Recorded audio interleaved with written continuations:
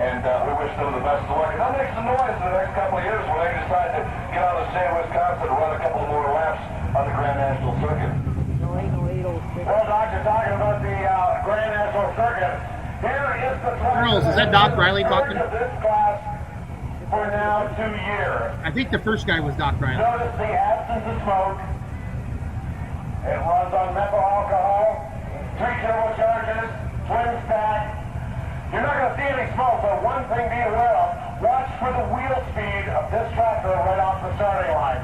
You'll bring the boost up very much the same way as they do with the smokers, but watch and listen to the wheel speed.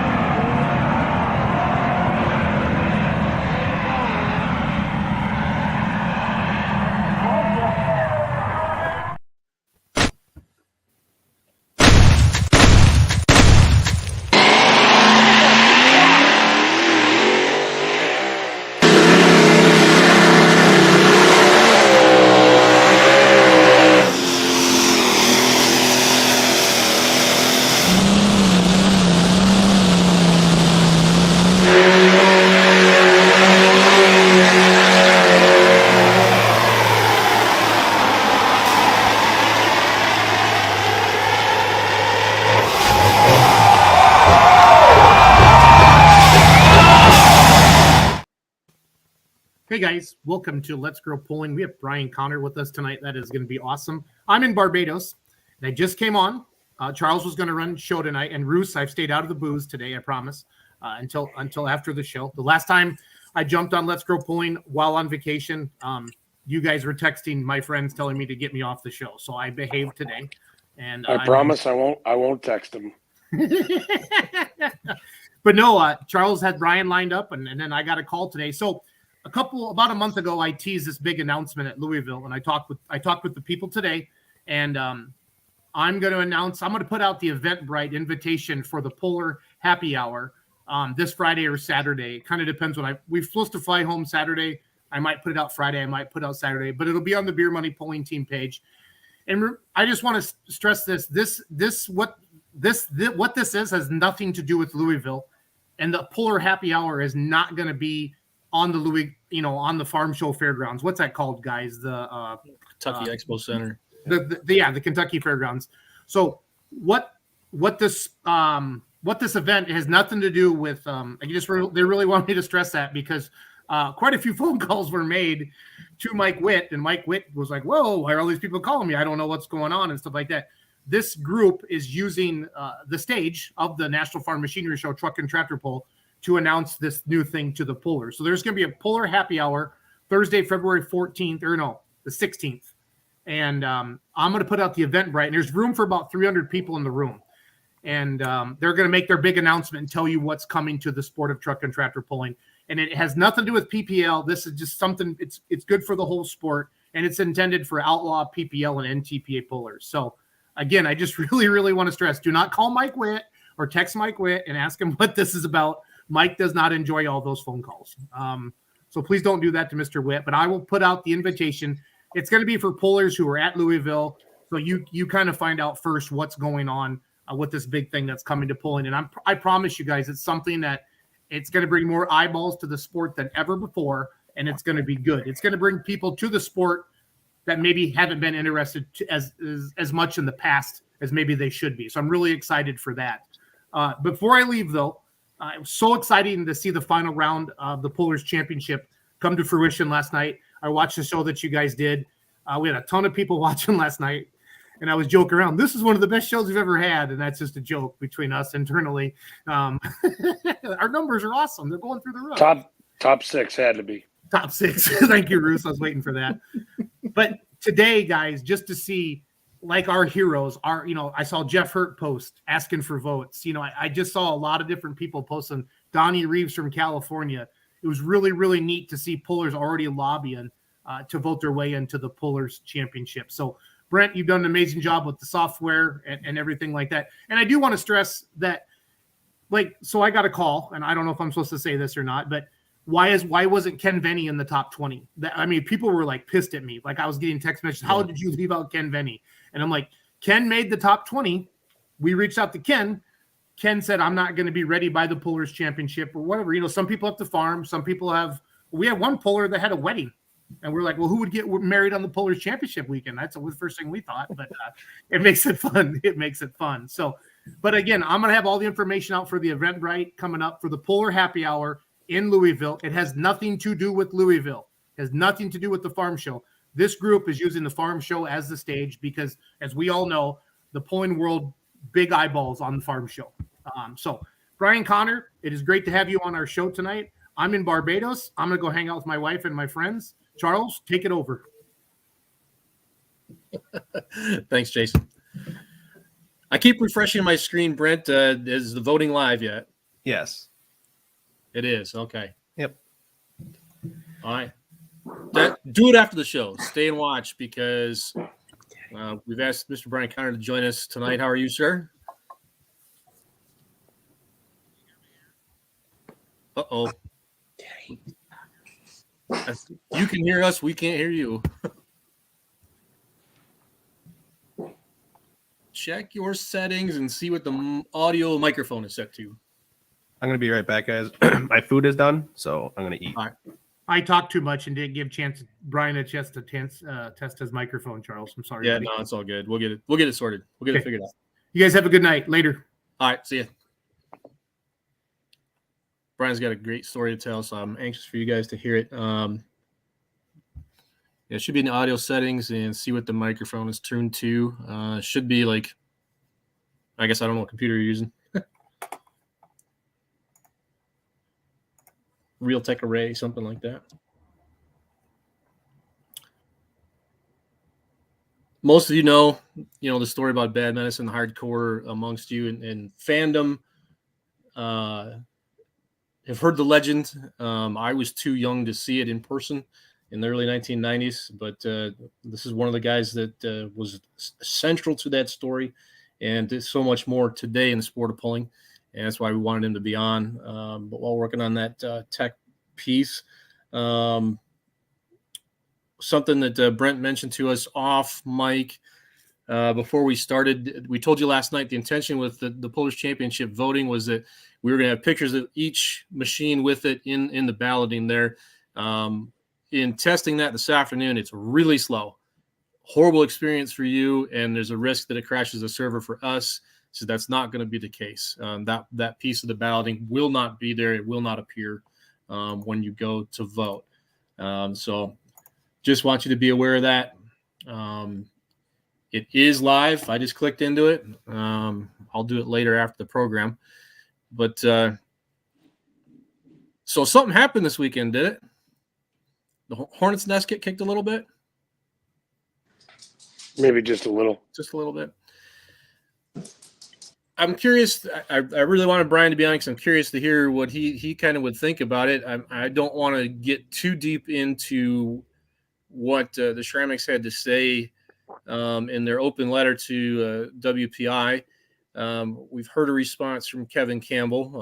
Apparently, it does refer to the Chaos Fab IH blocks. The specifics of exactly what is out of spec is still a bit vague, and of course, the procedural piece that the Ceramics are calling out in it, really their beef is not with Chaos. It has more to do with how it was handled with the sanctioning body, and they have been silent so far. So I really don't want to get too far into the weeds of what happened or why or how, or it doesn't matter until something is said or a resolution is announced by them, because ultimately they are the decider as far as how it's going to be handled going forward. For my own part, and what I'm curious to hear Brian's particular thoughts on are, we've got entire classes out there running with bodies that are from the automotive world, and nobody cares what's under the hood. You'll have a field of 30 four-wheel drive trucks show up at a hook, and 25 of them will be Sonny Leonard Hemis with all kinds of bodies over top, and no one cares. Two-wheel drives, all kinds of different bodies, and you'll have 15 of them that are Hemis and 15 that are Minor Brothers. They all have 1471 blowers, and they make the same sound. No one cares. I understand particularly within the ag community, the sense of brand identity and wanting to feel that passion for what is presented. But that ship sailed with the any engine, any hood rule a few years ago. Are we at a point now where trying to whip the crap out of old cast ag stuff, where some of us found out really closely how dangerous that can be? Is it worth it to do that any longer? There's the recast blocks, but at this point, really does it matter? Why are we adhering to specs of cam location? Why do we care about spread bores when the rest of the pulling sport doesn't? I don't know. Feel free to throw in the comments what you think. I'm not saying one way is right or one way is wrong. It just seems like if we're talking about the global good of the sport, well, one side of the sport has already told you and has told you for the last 35 years they don't care. And now in this one area we do. I don't know. Checking to see if I got a message from Brian at all while he's working on whatever that is. I don't know. Nothing yet. So he's still sorting that. I don't know. What do you think, Ryan? I think to a point, I think what's done is done. And I don't think letters are going to change much of anything. I think history kind of plays that out. Yeah. So, I mean, I guess this probably is going to come out sounding real harsh, and it's not intended to be. But if you can't lick them, join them.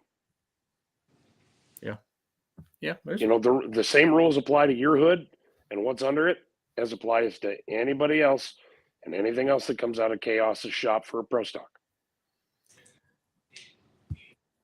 Yeah, I would tend to agree. It's tough at this point to put the toothpaste back in the tube, and there's some obfuscation as to whether or not the block in question ran in competition anywhere in 2022. I don't know. I didn't run around pro stock or super stock pit areas looking for cylinder heads to be off and looking for differences. I don't think anybody else did either. The sanctioning bodies have told PPL and NTPA both have said to Chaos that this thing's legal. If there was a procedural oops or someone got overridden, and it was a backroom, closed room deal, well, it'll come out, I guess, in the wash. We'll find that out in the days and weeks ahead. But, the old adage, you can't put the toothpaste back in the tube, probably exists here. They could draw the hard line that, well, what they did, we're going to go back on that. We're going to say, no, now it's not approved, which has happened. Just ask the V8 guys with NTPA. They know. It was approved, then it wasn't approved, then it was, which that was also in the letter there. And at least one V8 puller was like, what are you bringing me into this for? But I don't know. It's a tough thing, but I think motorsports always is in a state of progression too. And the change that was made, assuming that this is what it is, it seems to boil down to location of where the head bolts are, where those bores are. And I guess I saw us through some commentary too. It may have to do with the diameter as well, going to a larger size stud. I think that's a good idea just for safety's sake. You see all kinds of crazy girdle and deck plate designs and head hold downs guys are coming up with to keep these things, keep the lid on them. If you can have that taken internally by the block, I can't see where that's a bad thing. But if relocating bolts also means bigger bores and then the guys are up in the power again, I've got questions there, because what do I mean by that? I was expecting Brian to be on, so I didn't fully flesh out what I was going to say in the order I was going to say this in. You're still held to a cubic inch rule. It's pro stock at 680. If it's a open super at 650. If it's a diesel, it's 540. Moving those around means you can increase the bore. You can move the valves around. You can make it a bigger bore that you can wind higher. push the RPM up higher, the horsepower will come with it. The torque numbers will fall off, which isn't a bad thing with as hard as we're pushing this stuff. That's when we start breaking stuff. So when we load them down to that low RPM and the torque comes in, cylinder pressures rise and just start blowing things apart. I don't necessarily think that's a bad thing. And when it comes to where the holes and stuff are in the head, and those classes have been allowed open cylinder head for a long, long time, with the exception of Pro Stock not being allowed to have overhead cams. They've been able to do whatever they want, raise ports, move stuff around in the cylinder head for a very long time. It's not a new concept. So the idea or the tipping point that we should have held to some kind of a stock piece in the top levels within the hooded classes hasn't been a thing for 30 or 40 years probably.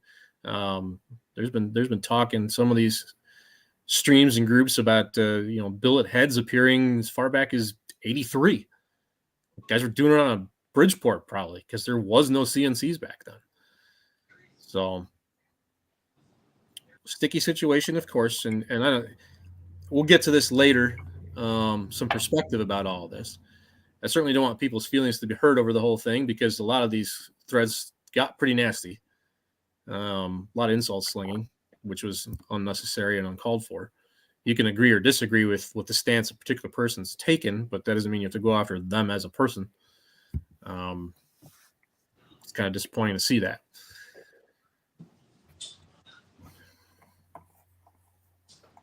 Looking at some of these comments, Mike Steffen using bigger bolts and maybe moving location of hole was for strength also.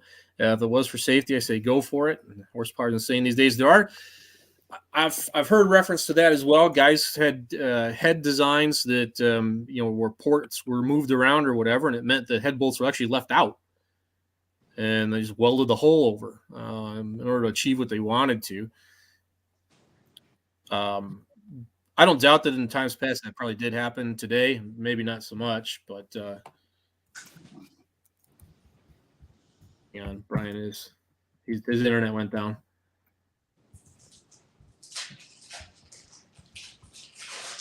Well, that sucks. Yeah, he's trying to get his hotspot going, so maybe he can do it that way or through his phone. So, sorry. I'm not as good at multitasking and having like 8 trains running down the tracks like Jason. You can just drive this bus and still keep a mostly cogent thought. I'm not wired that way. Sometimes. Yeah, sometimes. Point in the national classes, built block, CFI, etc., and look to the state level to restrict classes to keep numbers and or gain numbers, i.e. 5.0 Pro Stock. Nick, I don't disagree with that notion at all. 5.0 Pro Stock was first kind of announced. I said on this show, like, I don't see the need for this because you're just going to steal tractors from other classes. Who's new that we're really bringing to the sport? Is there going to be some new tractor built for 5.0? And I said I didn't think so. But in the conversations that have ensued since then, talking to big pro guys who really are at the point where they can't keep up but they still want to stay with what they have and still run with what they have. I think it's a great option that keeps tractors in and going. They're not indestructible, but they're much more reliable. Yeah. The outlaw tractors. Yeah. You can still blow one up for sure. Right. Yeah, we've seen 4.1s are capable of blowing up even with that much smaller of a charger. So definitely 5.0s can do it, but I think the days right now where they're on the ragged edge with these big 6-inch plus charger tractors where turbos have a free run lifespan and I don't know, the pump maybe 6, and then you got to go inside the engine at 10. If a guy can go a full season on one turbo rebuild and the pump and the motor get across, say, 18 hooks or 16 without having to crack it open, okay, I think we got something there.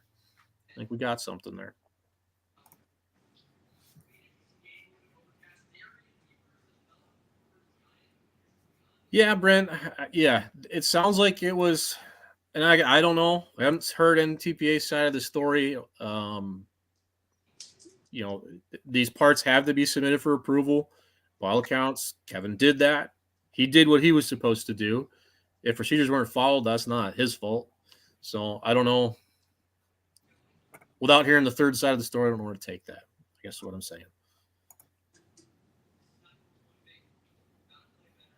When does it get dangerous? And we're already there. We've been there.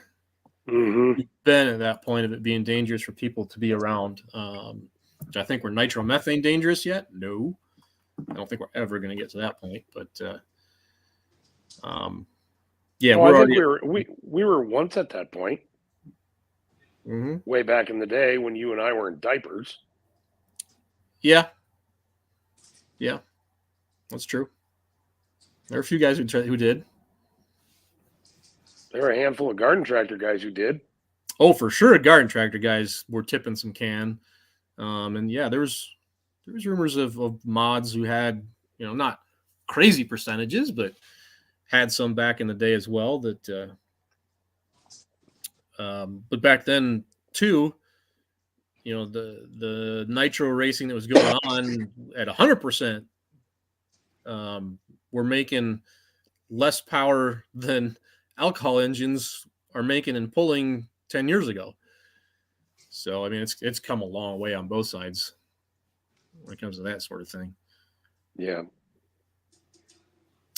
Yeah, it's just an unfortunate thing. I think there's a lot to be sussed out, and I know there's a lot of moving pieces and a lot of moving parts within really both organizations. What happened this winter? I mean, you got a lot of changes at the top, a lot of things that I'm not going to say they're overlooked, but just focuses in a bunch of different areas. And sometimes maybe the right hand doesn't know what the left hand's doing. In any organization, that's a possibility. I'm not saying that's what happened. Is it me maybe doing a little bit of excuse making on NTPA's part? Yeah, I suppose it is. Maybe I'm being a little bit of an apologist there. Until we hear from them, what's the story? My guess is as good as anybody else's.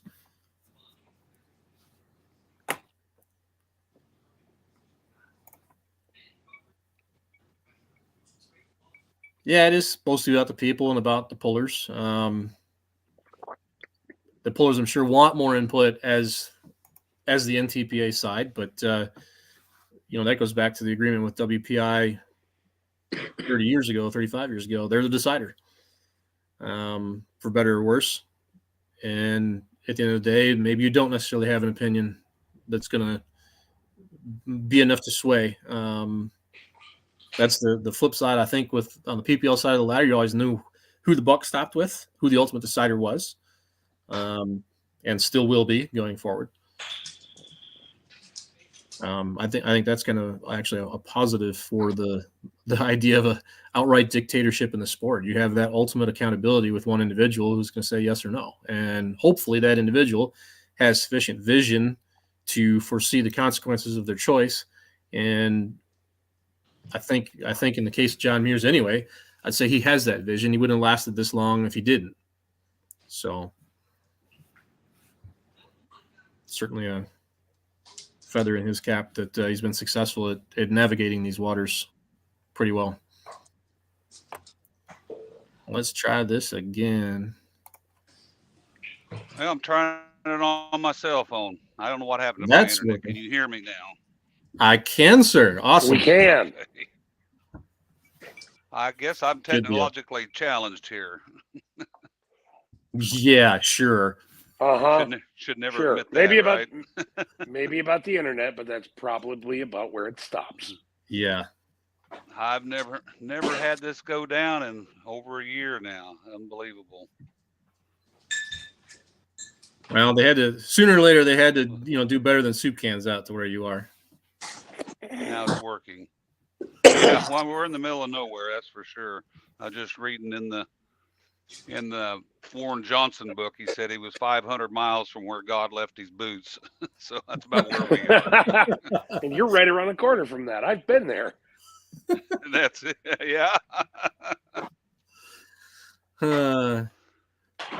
Well, I do want to. Well, what pearls of wisdom did I miss out on here? Yeah, I was going to start. Well, we're circling back around to that.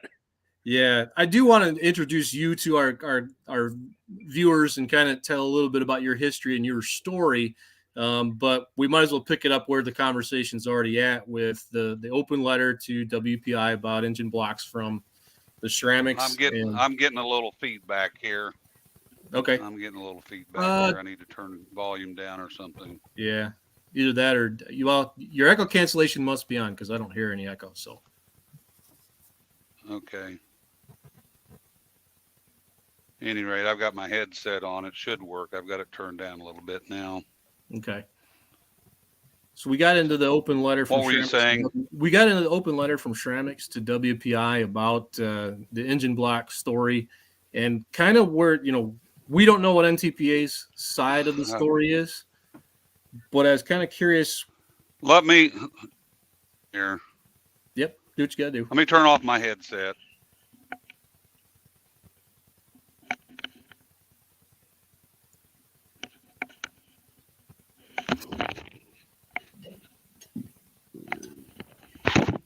Are you there? Yep. We're still there. The Bluetooth. Hello. And the Bluetooth won't shut off. That stupid thing. Believe it or not, this is not the worst. I swear. I never have trouble with this stuff. I talk on this thing. I had a 3-hour phone conversation today and didn't have any trouble. Mike sounds great. Yeah. Yeah. You guys hear me now? Yeah. Yep. We can hear you. Can you hear us? Okay. That's better, I believe. All right. And now it's a little bit. Unbelievable. he froze.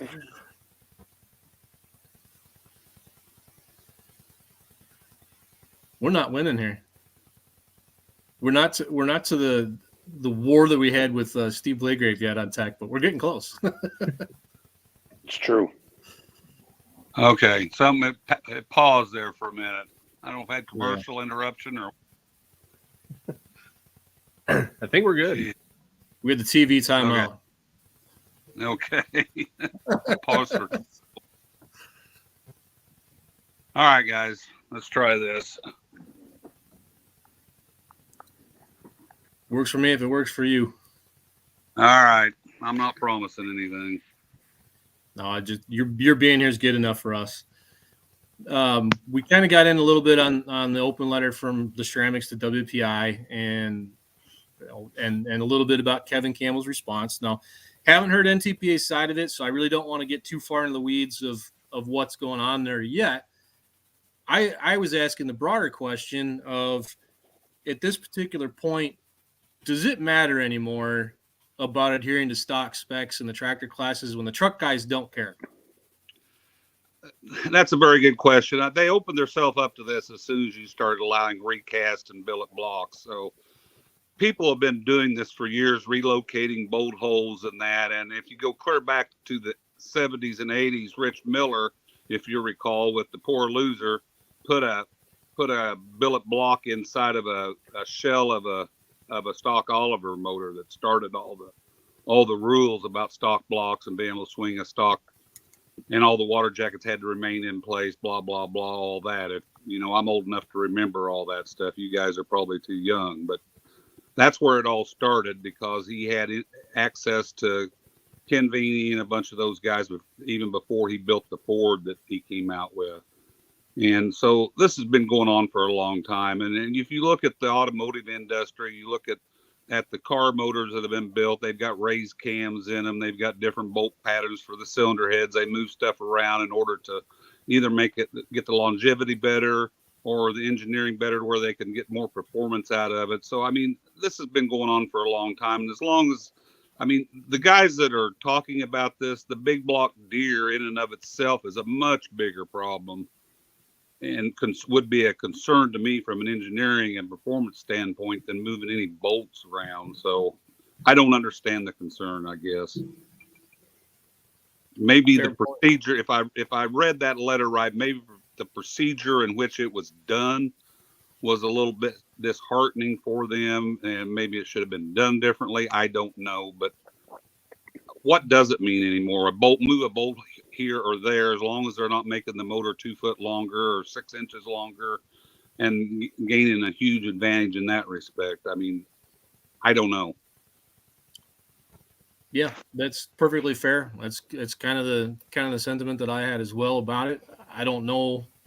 Again, I don't know. Like you said, the ship sailed a long time ago on a lot of this stuff.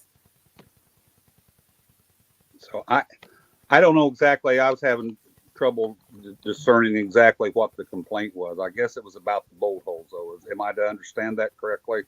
As far as I know, yes, it's bowl holes and where and I think there was a comment said too about diameter as well, that they had enlarged them, which to me, I think that's just being smart. Yeah.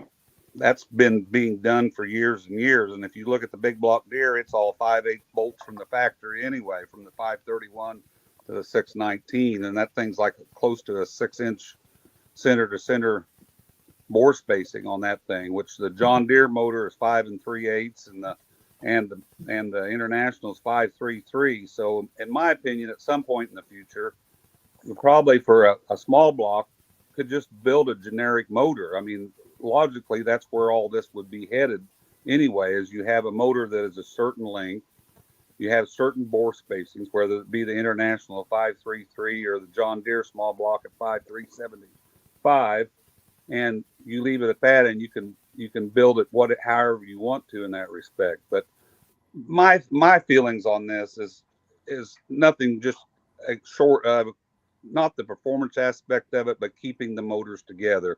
I never wanted to beat somebody because they blew their engines up, and I knew the stock castings years ago were not going to be able to contain the amount of horsepower that was available to be made.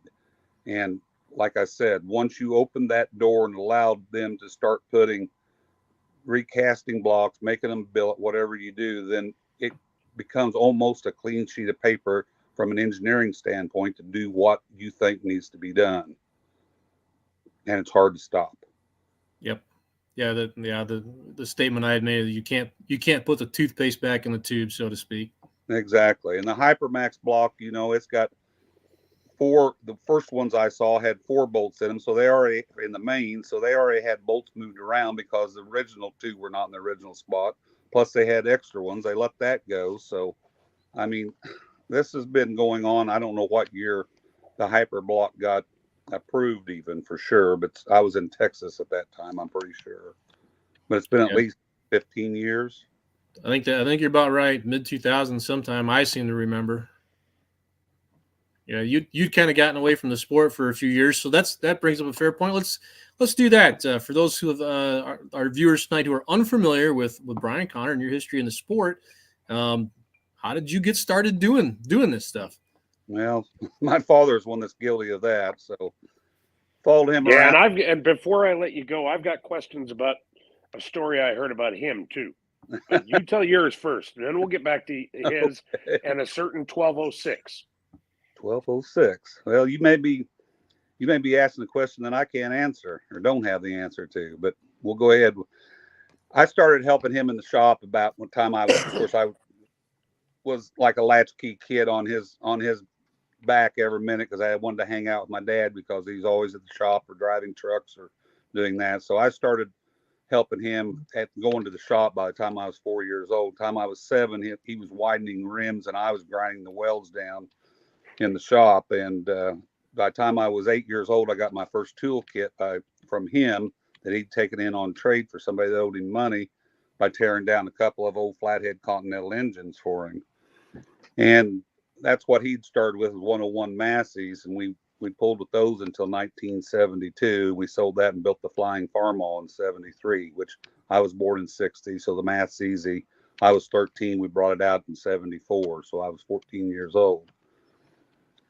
So nonetheless, got hooked on that. We took that Flying Farmall the year I graduated in 78 to Davenport, Iowa. My father thought we were crazy. My brother, myself, and Jim Libby hauled it up there, 27 tractors in the class. Never run a Grand National pull ever in my life before. Paid the entry fee, and there was 27 hooks in the class. I was the last hook. Hooked on, choked it. We'd put the new 3-speed transmission in. It had a brand new set of Puller 30.5s on there. The brand new. Dad was a tire dealer. Killed it. had run it all last year with 24.5s on it, and I didn't know what to do. We had twin carburetors on it, intercooled and all that. And I'm sitting there doing the math in my head. That's a 21-to-1 gear. We drop it down to the other gear, it's a 27-to-1. It's too slow, won't be competitive. And brother and I talked. I said, the only thing we can do is drop it down to low gear. I don't know what else to do. It won't handle it with these tires. Dropped it down to low and took it out the gate. And there was, I think, 5 of us or 7, I don't recall now, out the gate. Long story short, ended up winning the pull, the last hook in the class, and I've been addicted to the sport ever since. So that's how I got my start. And Dad was out of it by the time I went out and worked for Doug Drussel from 79 till 84. The year he shop burned every winter when we weren't farming. And I'd started college in 83 because I saw the farming with mid 80s was going downhill, and I'd started college, was going to go to law school. In fact, got accepted, but didn't go. Any rate, came back after I graduated college, got a job in pharmaceuticals, started making some money. We were state pulling. David James' dad, Mike James, helped us get the old Massey back going again. So we were pulling 4 classes a night and got a lot of experience doing that, and decided to build the John Deere first, what a lot of them called it, the Lily White John Deere. And we ran it the first year, and then they outlawed us running it in the 5, 7, and 9. So I said, there's no need. We tore it apart, and all the rear end parts were junk in it. And I said, there's no need of fighting this deal if they're not going to let us run all 3 classes, because I envisioned us doing something like Tim Engler had done, winning all 3 points champion classes in all 3 classes. So that's when we decided to we hadn't put Doug Palmer's tractor all together. We were sorting ours out, and we took all the new parts and put his together and delivered it to him. And then we started in on the white. So, what engine did you have in the Flying Farm? Was it a 301 or? It was a 301 with a pickup cylinder head on. I forget what it was. Silver. I don't know. Was it a Silver Diamond? I think they Silver called Diamond or Black Diamond. I don't recall now. I know we went to the junkyards and found them. Dad wouldn't.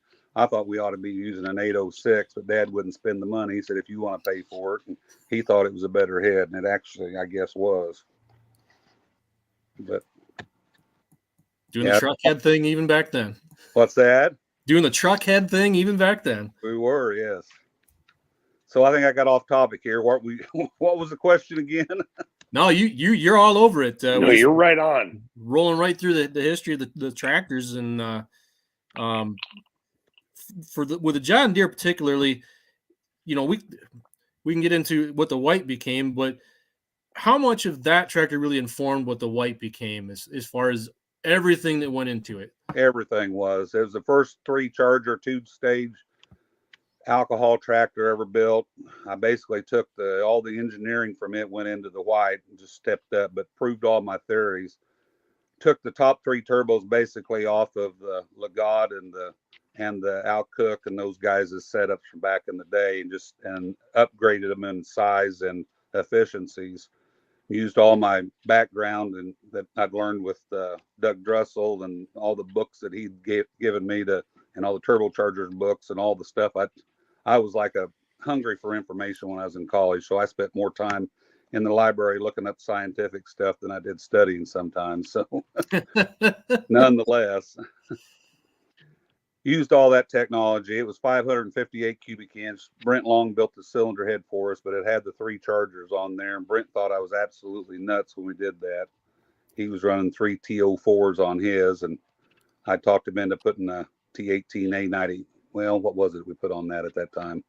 HX. That was a T18A94 we put on it because we traded a lot of parts. Brent was pretty conservative with money and what he did, but very talented. Very, very talented machinist, and he had capabilities of doing things that I didn't have the machinery nor the background to do. So he was an integral part of that, all of that. But that was the first tractor we built that would have been a clean sheet of paper, had enough movable weight. It ran the 5, 7, the 9, like I said, and it had all the good parts in it. It had the MSD8. It had the big wastegate on it, which I'd already proved a bunch of that stuff on the other. Most of it was the dual pump fuel system and sensor setup that we built a flow bench to test with the old Massey back in the day. And I just expounded on that and built from that information that I had. And How much weight was on the belly bar of that JD when you ran the 9? well, we had about 600 pounds, depending on scales, anywhere from 400 to 600 pounds movable weight in the 5,500 pound class. So do the math. It was 9,500. So there was 4,500 pounds somewhere in there. There's So there's film of that tractor with a weight rack as wide as the 30.5s out the side, and there's weights the whole way. That's right. We had a group of good friends that went with us, and I don't dare say that I don't believe that one of them would volunteer to throw weights today, but we would go 5, 7, and 9 every night with that thing at state level.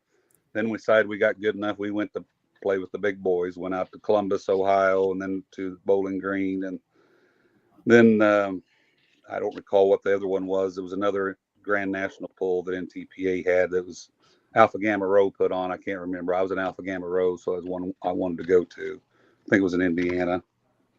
Name escapes me right now. They don't have a pull now, I don't believe. But yeah, that was. And with the Massey, we'd run the 5, the 7, the 9, and the 11, and we only had enough weight to weigh up to 10.5. So we ran 4 times a night. I think we won 3 points championships that one year with it. We missed the other one for some reason, broke a wheel off or something, I believe. What a shock. Yeah. Yeah. Oh, man. But, yeah, that tractor, we learned a lot, improved a lot of our theories out. Ernie was a tremendous fabricator, still is to this day.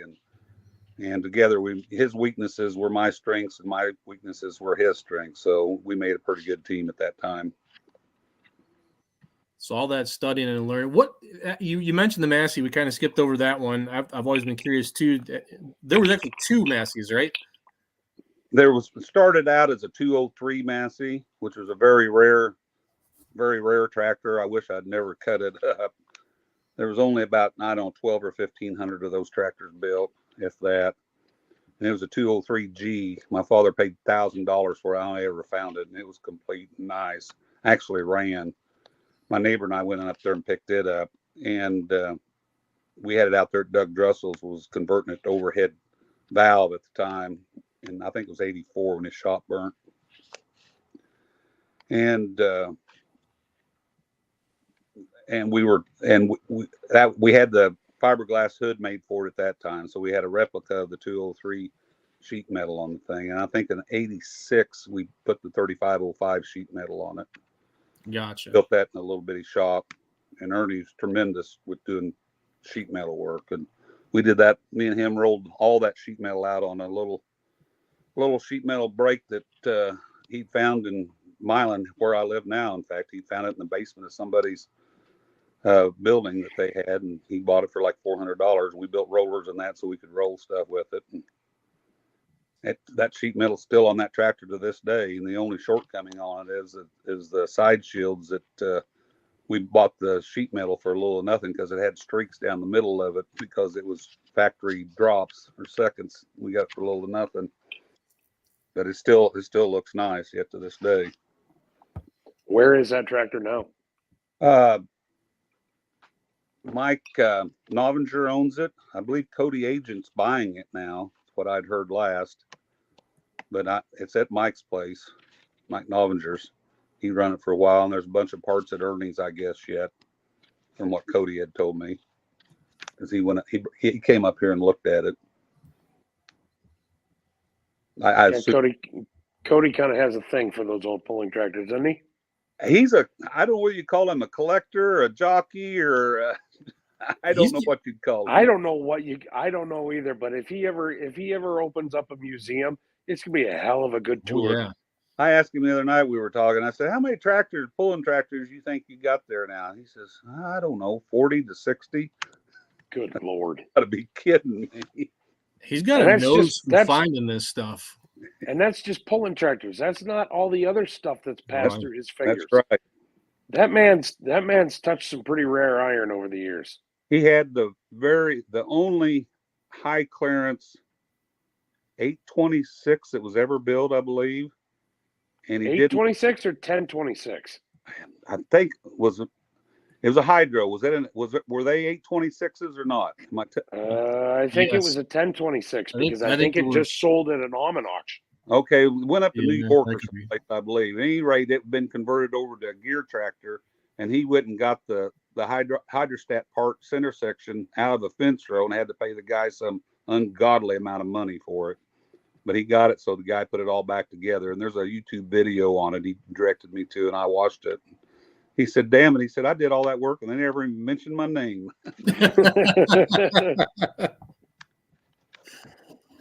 They could have at least done that. I mean, I don't know if they want to put him on camera. I trust him on camera. For some reason, I think that ended up in Stu's collection down in Florida. Oh, really? I kind of think maybe it did. It's been too long, and I've slept since then, so my memory isn't what it used to be. Trust me. But yeah, he's a character. He was up here a few months ago, and we had a good time.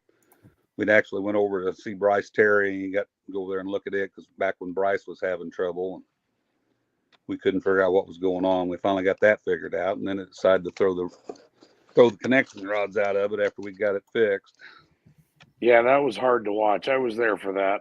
Yeah, well, banged around, had an 8-inch gap in the header from the bottom turbos up to the top turbos, and the set of rods was in it. We got another set of rods here that was ready to go in it, but he didn't want to put them in when it wasn't running, of course, and you couldn't see where the exhaust leak was with the hood on the thing. It was right up in the grill of it and up in the very front, and you could not see it. And it'd been going on for quite a while. We brought it in, decided to put the mag. We'd been through everything else and put the mag on it, fired it up here about midnight one night. Bryce Mosley helped me do all that. He worked with me a great deal and has been a great asset. We fired it up and he said, "Hey, come here." And up there in the front, there's about an 8-inch rip in that exhaust manifold. And every time when you'd rev it up, it'd open up. And so it'd get to 42 pounds of boost and die. And I'd been through the wastegate and through all the exhaust headers, intake, and all that. And I kept telling Bryce, I said, it's between the exhaust manifold from the flange on the exhaust and the flange on the intake somewhere. I swear we'd had bottom turbo off. We'd done everything, but I'd been having some health problems at that time. So I hadn't gone over there to look at it. Not saying that I would have found it, because until you took the hood off of it, you couldn't see it. And that's about a 4-man job on that thing to take it off and not to scratch it. Yeah. If around that tractor, it's like I tease him all the time. That's a car show interrupted by a tractor pull. So. 100%. It's beautiful. If you guys want to see actually some of the build photos of High Strung and for that matter, the John Deere that the Phillips have, and of course Bad Medicine, you can go to Brian's website. It's ConnorFuelSystems.com, and there's photo galleries in there. You can see these things that have come out of that shop. And none of those are in the new shop, I don't believe. I think that's all in the old shop. I think you're right. But there's build photos on my Facebook page, also Bad Medicine, if you go back that far and look. Yeah. I'm pretty proud of what we did back then. Like Doug Drussel, I flew him out to one of the pulls, Bowling Green it was, and had him get on the tractor and start it. And I said, biggest compliment I probably ever received from him. I says, "What do you think?" He backed it up and drove it forward. He says, "Looks like it come out of my shop." I said, "You don't know how much that warms my heart to hear you say that." Because that's a man that, between him and Tim Engler, that I have the utmost respect for. And Doug Drussel, he is, if you look at the NTPA rule book and all the drawings in there on the drawbars and all that, that is stuff that he did back in 1980, 81. I went with him to the puller meetings in TPA, and he delivered all that then, and it's still used today. Yeah, it's a name that if you've been around the sport, even a handful of years, in conversation it will come up, and I think we'd be surprised to know how many tractors are rolling around on aluminum wheels that he spun up years and years and years ago, and they're still out there. Yep. He'd been up $5,000 worth of aluminum in 1978, I believe it was, to build the first fully aluminum wheel, because he'd already built the centers and was bolting the steel ones onto the outside of the aluminum centers and that, but he had to build the flange to get it like that. And if you can imagine how much $5,000 would be today in aluminum, I bet it'd be $40,000 or $50,000 worth of aluminum. But he built the machine. He tried to get somebody to build it for him, and they said it couldn't be done. And I Yep. sit there and work for him every winter, and I saw it work all the time. He built those outer flanges, take a piece of flat aluminum and turn it into a 90-degree, and put the little serrations on there so it would tighten against the wheel, and had a deal to size it and cut them and weld them together, and they fit perfect, and just unbelievable. The guy built a motorcycle all of his own for, I think it was KTM, I'm not sure now, but when he was 20 some years old, built the whole thing. Everything except for the gears. Did he wind up doing any other, of those machines for making those wheels for some other people? Like Nearpass has a mandrel to draw aluminum and spin up a wheel. Did that start with him? No, he didn't ever build any. Whenever his shop burnt, he kind of took a respite from it and moved to Denver area, South Sedalia is where he's at. And Lauren Prayer, if you know that name, he had the Cure sled out there in Colorado. He lived out there, and he moved out there, and he kind of washed his hands of the tractor pulling thing. He lost so much through that fire that I think it kind of left a bad taste in his mouth. And he just divorced himself from that. And that fire took a lot out of him because he lost several $100,000. He didn't have enough insurance to cover everything. It was really a sad time. It's unfortunate. But he built his own die or lathe that he built the buck to do the centers and those wheels. He did them right there. It was unbelievable.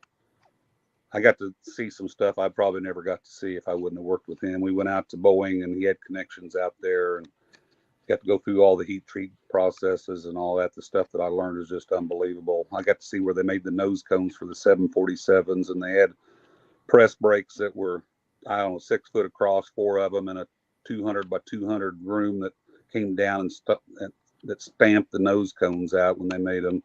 Stuff I saw was just unbelievable.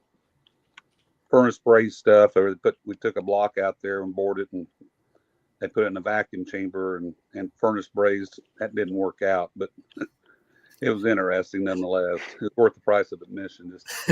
Just try it and see what it looked like. Exactly. It was my fault too, so I probably worked that month for free. But Oops. It happens. So Bunch gets boiled down into what Bad Medicine became, and of course everybody knows it was basically 4 years of just essentially dominance. The record speaks for itself. The cool thing that you guys got to do with it, you got to take it to Europe. You got to go to Ahoy with that. Did you go on that trip? Did both of you guys go? I did. What was that experience like? Was it a hassle getting it loaded into the container and all the customs and all that stuff you had to do? I'm sure, even back then. Well, my brother did most of it. I come up on the weekends. I lived in Columbia at that time, and I was in the middle of. I thought we was going to sell the tractor over there, so I'd taken a lateral position in Austin, Texas, because I was tired of the snow and everything else, and I thought I could divorce myself from tractor pulling and move down there. So Ernie got to do most of that, which I think caused a lot of hard feelings, but he did most of that, getting it ready to go, and it was a pain in the ass because the guy that had us there, he had us bring a bunch of stuff over there in the container.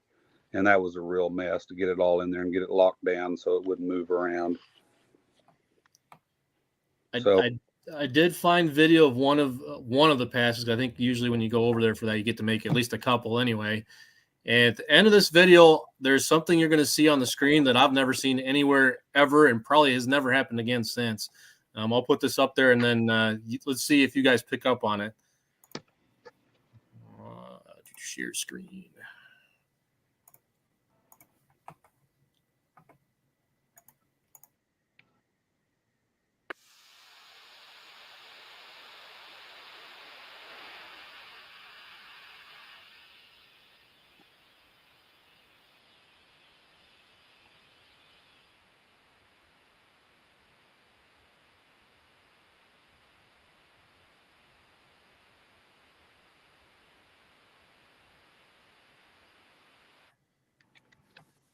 I think we bring back shirt and ties for flaggers. That was quite an experience. They had it was standing room only there, and they were sold out, and they had fist fights out there, people trying to get into the place to watch us run. And we ran we ran 2 nights before the show because that sled owner wanted to hook us and see how it went. It scared him so bad that he absolutely ruined the show for everybody else. He put 2 bricks in the thing, I think, after that, and I don't remember how far back everybody else was, but it was ridiculous. It just, he didn't trust Ernie to drive it and put it through the Running whole out the door. door, yeah. Which it just so because he was probably running 30 some mile an hour indoors the first time they hooked it. And he'd put more weight in it, sped up the gear and that, but they just weren't used to seeing that at the time. And then we had to go back to Willem's house and put a new clutch in it because the clutch, we just won Louisville and we got it over there and we hadn't had time to do anything to it and didn't realize the clutch was gone bad in. I think it ripped out the center hubs in there. Then I got to revisit my high school days of the metric system because we had 5/16 rivets in it and they had 9mm or 10mm over there. So that was interesting. Is that, are you talking about Willem Veldhuizen? Veldhuizen, yeah. Yeah. Veldhuizen, yeah. He really has kind of made a name for himself across the pond, doing some of the basically the same stuff that you've done over here. And how much of that was self-taught and how much did you guys kind of share with him and get him started? That was the reason for us to be there, I'm pretty sure. He gotcha. Didn't get to do much anything else.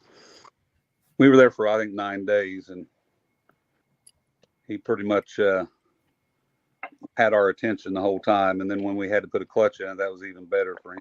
We went over wastegates, fuel systems, turbos, and everything while we were there. I'm not saying he's not a very intelligent man because he is, and I'm proud of him that he's made a business out of it. Yeah.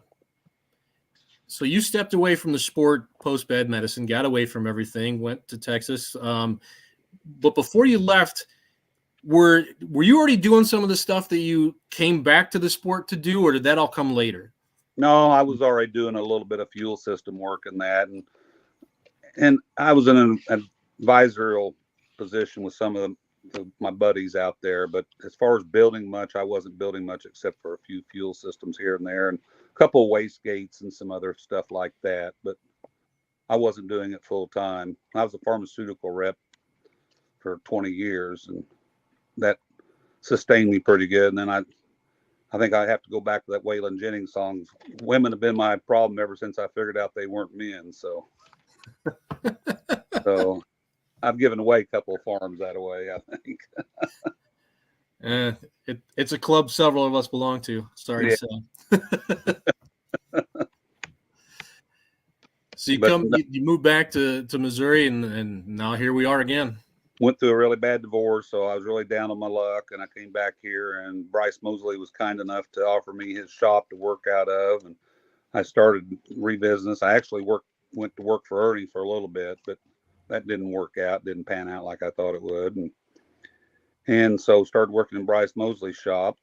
And then he decided to sell his shop and go another direction. And I built this one here then at that juncture. That was in 2015. Started on this shop and got it done in 16. Moved in March of 16, I think it was. With your background on turbo setups, certainly you know how to do those. But I think most of the actual manufacturing that you're doing and in your rate is on the fuel side, right? We build connecting rods in house now. Bryce has got a machine in here. We build that. We build several CNC parts in here. Bryce owns a couple of CNC machines that's in my shop here, and I had an employee that unfortunately about a year ago died of a heart attack at the age of 41. Right. So that was unfortunate. That's really put a hiccup in my business here, but because labor is very difficult, especially talented labor is very difficult to find up here where I am. And Bryce is very good, but he's got a very good job that he has to take care of with running the train. He works for the railroad, so that occupies a lot of his time. But for sure, he's very, very good at building stuff too. And unfortunately, whenever I had Josh here, I didn't spend the time to learn how to run the CNC, and I should have. But we build rods and a bunch of drive parts and stuff like that, and we can bore blocks, and we've got balancing machine here. Bryce does all the counterweighting on the crankshafts and that, and he's built that into quite a business. And, you know, we've got, I don't know, a few $100,000 worth of machines in here. But, Gotcha. the only thing we really can't do is cylinder heads. And I use Bamber's heads and feel like it's probably one of the best ones in the market. And I don't want to, at this age, I don't want to get off into another venture. Right. No, that's fair. I spent a bit of time poring over some pictures again of some of the stuff that you come up with, just trying to make it to where it's understandable in my mind. It looks like you've come up with your own version of a throttle body plus a barrel valve to run one of these tractors. And how much R&D went into figuring that all out?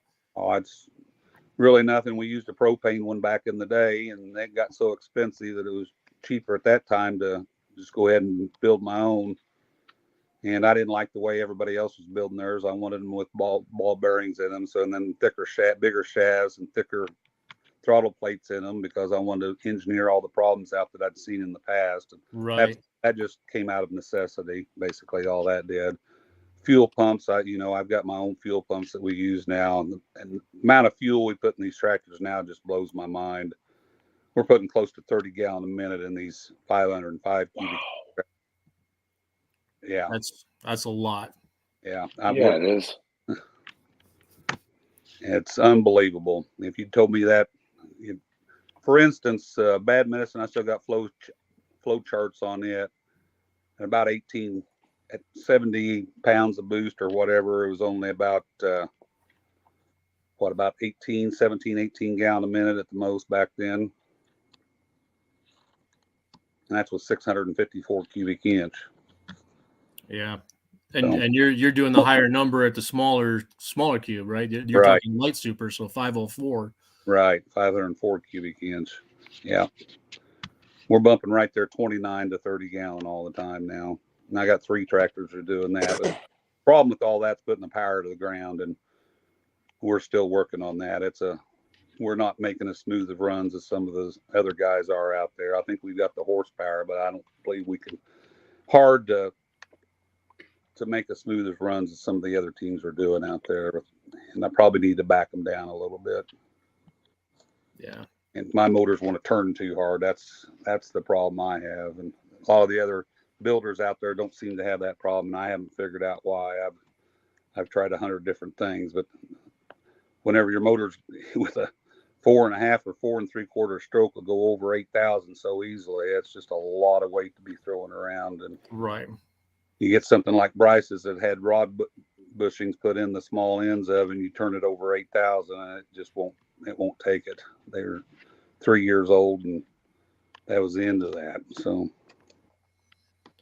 but it's something I don't want to see again, and we've still got it in here taking it apart and getting new engine put together. But we've got some ideas, but don't want to go down. I don't. That's the only rod we've ever thrown out that it wasn't due to getting a bearing or something. We've only thrown, of our connecting rods, we've thrown 2 out, I guess, and those and Bryce's.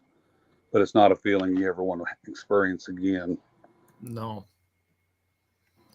When last I'd talked to you a few years ago, kind of picked your brain about some different things, and at the time you had mentioned that you're trying to get injectors moved into the heads and not so much really have anything going in the intake manifold if you could at all help it. And the Bamber heads are set up to do just that. Right. You do have one circuit that's in the manifold, but the rest, and this photo is kind of tough to explain without seeing it top down, but you do have injectors going in that are right into the intake port. It looks in this photo like it's going to the exhaust port, but it's not. It does go across to the intake valve behind it. That's the Bamber. That's the way they're set up. Yep. And there's efficiencies for that, right? Well, you get the fuel out of the airstream of the intake manifold. So as much fuel as we're putting in these, and we're port limited anyway, when you start figuring out that you're, 4 cubic inch, whatever it is. I can't even remember now. I haven't figured it for a while. 80 cubic inch a hole. Where's my calculator? What's 504 divided by 6, guys? Who's got the calculator, Andy? At any rate, we're port limited. You got a 2.5 inch valve in there. 84. 84. There you go. Okay, been a while since I figured. I've been working a lot limited. So I was thinking 60 some Qs. My bad. Any rate, you're port limited, and you don't want that fuel to turn any more times than you have to. So we're running 4 nozzles now, and that's because our nozzles are getting so big that a 2000s jump on a nozzle size makes a huge jump. And so we're running 4 nozzles so we can make smaller changes on the fuel setup now. And that's the whole reason. There's no more power in 4 nozzles, but it's just a matter of being able to make smaller incremental changes to where it don't affect your tune-up so drastically. So adjustability being the key there. Exactly. Yeah.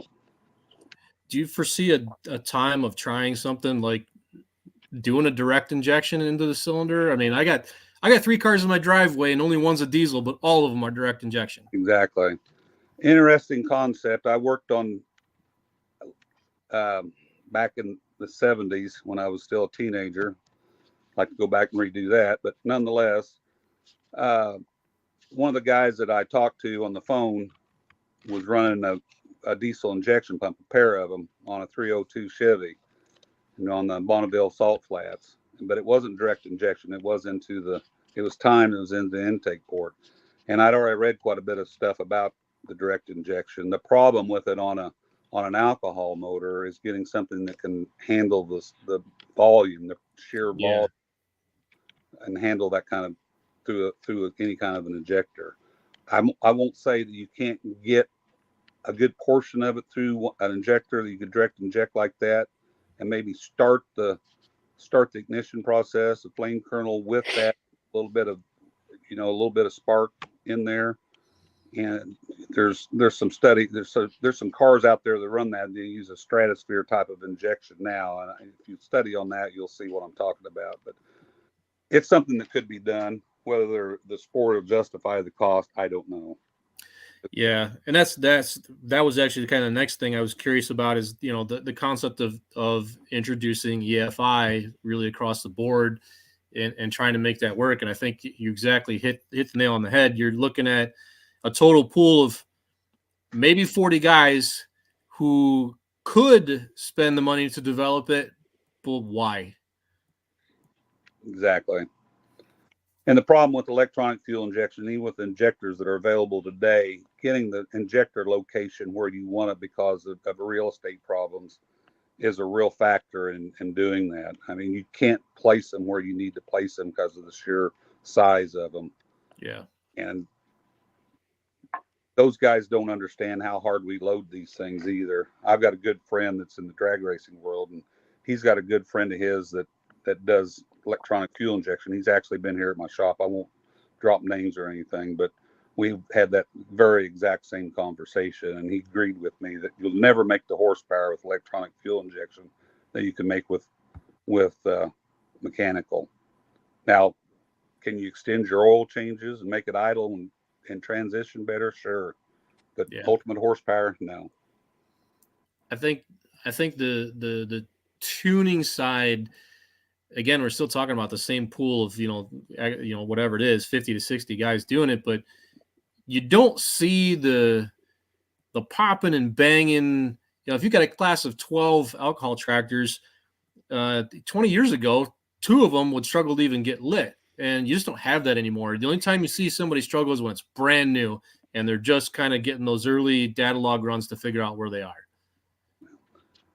One thing you understand when you work with these things is that when you've got a wastegate and you've got sensors on there, both of them sense air density. So that the wastegate will spin that turbocharger up till it's got the same air densities it would have, same boost, which has to be air density to build boost. It's nothing but a measure of restriction. So you've got the wastegate that's working for you in that effect, and the boost sensor, which is nothing but it's a pressure regulator is all it is, with a bleed hole in there and an air signal to it, which it uses boost to increase the fuel with a poppet that it shuts off. That also senses air density. The only thing that sensor will not do, and that's the problem I have with my engines, is because I run over a wide RPM. My motors will run from 4,000 to 8,500 RPMs, and you can't do that because the sensor, by the very nature of it's a pressure regulator, and it flattens out the fuel curve. You can overcome some of it by pumps and pump size and some other things that you can do, but there's no good way to have a fuel curve like you would have on a supercharged motor, which is nothing but a fixed jet type of fuel injection. As it revs up, that fixed jet becomes more and more of a hindrance and more pressure as the RPM go up. If you look at my motors from 5,000 RPM to 8,500, the fuel pressure will not move much more than 20 or 30 pounds, maybe 40 at the most. And I've done some things over the years to make that better, but I've not figured it out to do it. And I'm not, if you've got one that runs from 4,000 to 6,000 to tune one, it's like falling off a log. There's nothing to it. I mean, you just got to get close, and then it runs and runs and runs and runs and runs. And the only time you'll have trouble is when the thing over revs one wheels or something like that. But some guys seem like they can break rear ends and their RPM won't go up a bit. I don't know how they're doing it. I just, there must be a lot smarter than I am. But my motors won't do that. The John Deere in 16 or whatever year it was for the 50th reunion out there, Bowling Green, Brian Diekman was driving it. That thing had an 8,000 chip in it, and that chassis threw a tire out of the ground, and the motor went to 8,600 RPM, clear past the rev limiter, shut the motor completely off, went silent, come back below 8,000, and banged so hard that people that was in the pits a quarter mile away had their trailers shake. It was loud. Good grief. Yeah, and it broke a lifter. That's one of the only lifters I've ever broke. That broke a lifter and ballooned out all the exhaust plumbing on it, but didn't hurt the rods. Rods are still running in it, I believe. Haney's got it now. I think I remember seeing the pictures of that exhaust all pushed out. I forgot who had sent it to me, but I think I did see that. Yeah, the rectangular tubing was round, so it was a more efficient flow coefficient after it did that. So. You got to figure out how to make those in the shop so you can put them on that way to start with. They'd be stronger. I got that back here. I hadn't seen it for a long time, and Diekman brought it back, and I said, "Did you see this?" And he said, "What are you talking about?" I said, "Look at that manifold." Oh my God. Well, guys, we're talking with Brian Connor. You got any questions for him, please throw them in the comments by all means, and we'll be sure to ask. Might be like Radio Shack. You got questions, I got dumb stares.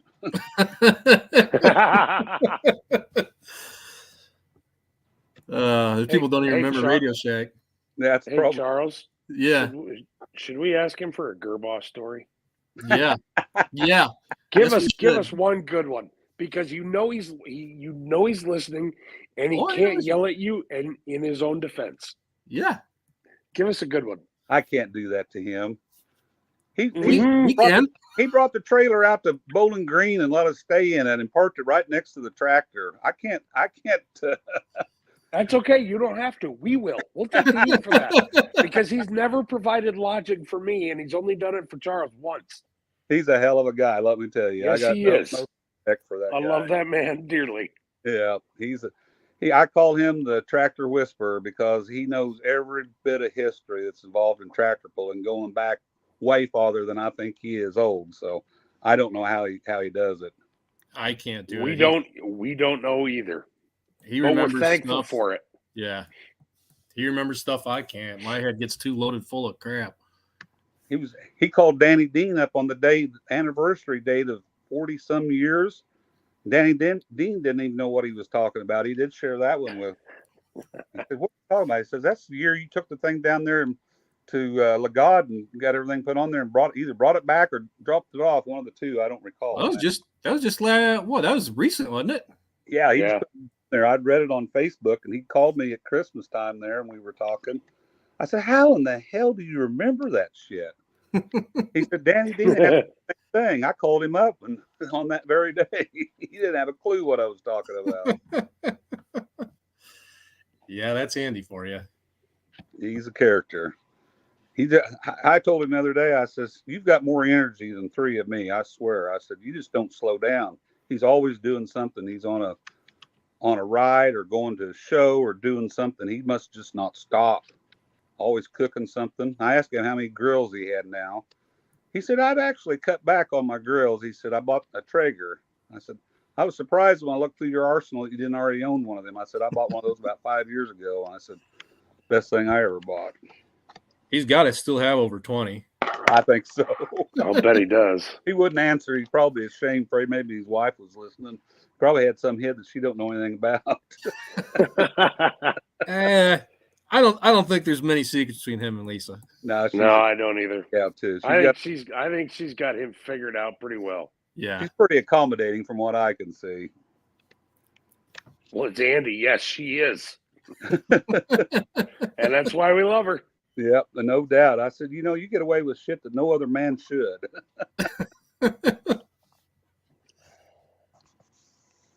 Oh boy. Yeah. All right, Brian. Let's talk pulling. What were some of your favorite tracks to pull at when you were competing? Always power tracks. Bowling Green, Toma. Fort Recovery wasn't too bad back in the earlier days. It got where it was pretty slick. That one year we won 17 out of 24 hooks. And I guess it kind of left a bad taste in my mouth because I was the last hook and it started pouring down rain. And I got a 6th place that night. So I kind of left a bad taste in my mouth. And my brother never let me forget it either. But because all the other hooks were 2nds and 3rds. And I think there was 1 3rd and all the rest were 2nds. That was in 92. So that was a pretty rewarding year. I'm trying to think some of the Inwood, Canada. That was a tremendous track. Missed that place. That was the clip that we opened with when you first joined on. That was from Inwood. Yep. I remember that. I took Doug Drussel with me up there that year that was the year we had it clinched, so all we had to do was show up. That one year we won it, just barely won it. Ernie thrown a connecting rod out. That was in 91. I had to take a week off and go to Brent's and put a motor together, and we went up there and we were like 7 points down. And first hook out went down 2 more, and we ended up, there was 3 hooks, and we ended up winning the thing. But that was a pretty stressful time. Well, I can't think. You might have to throw some names out there. I don't recall what some of the other really good tracks were. Hold on, I'm on it. Morgan's asking if you like Davenport, Iowa. Never went back. Loved it. Only went one time, won it, so I got to love it. That was the only time we ever was back at Davenport, as far as I can recall. They never had another Grand National pull there, because we never pulled another Grand National until 1990 or 89, with the John Deere. And by that time, they didn't have one. Lincoln, Nebraska was pretty decent, if I recall. That would have been the State Fair hook. State Fair hook before they moved it. Des Moines usually had a pretty good track whenever they didn't get it too wet. Let's see. You had wins at places like Bloomsburg, Pennsylvania. I didn't go. Okay. Worthington, Minnesota. Don't believe I was there either. I had to work. I had a full-time job. Yeah. You guys swept Canfield, Ohio 2 years in a row. Yep. That was on the track. Swept Toma, Wisconsin 2 years in a row. You mentioned Scribner, Nebraska. Chapel Hill, Tennessee. Never liked that track.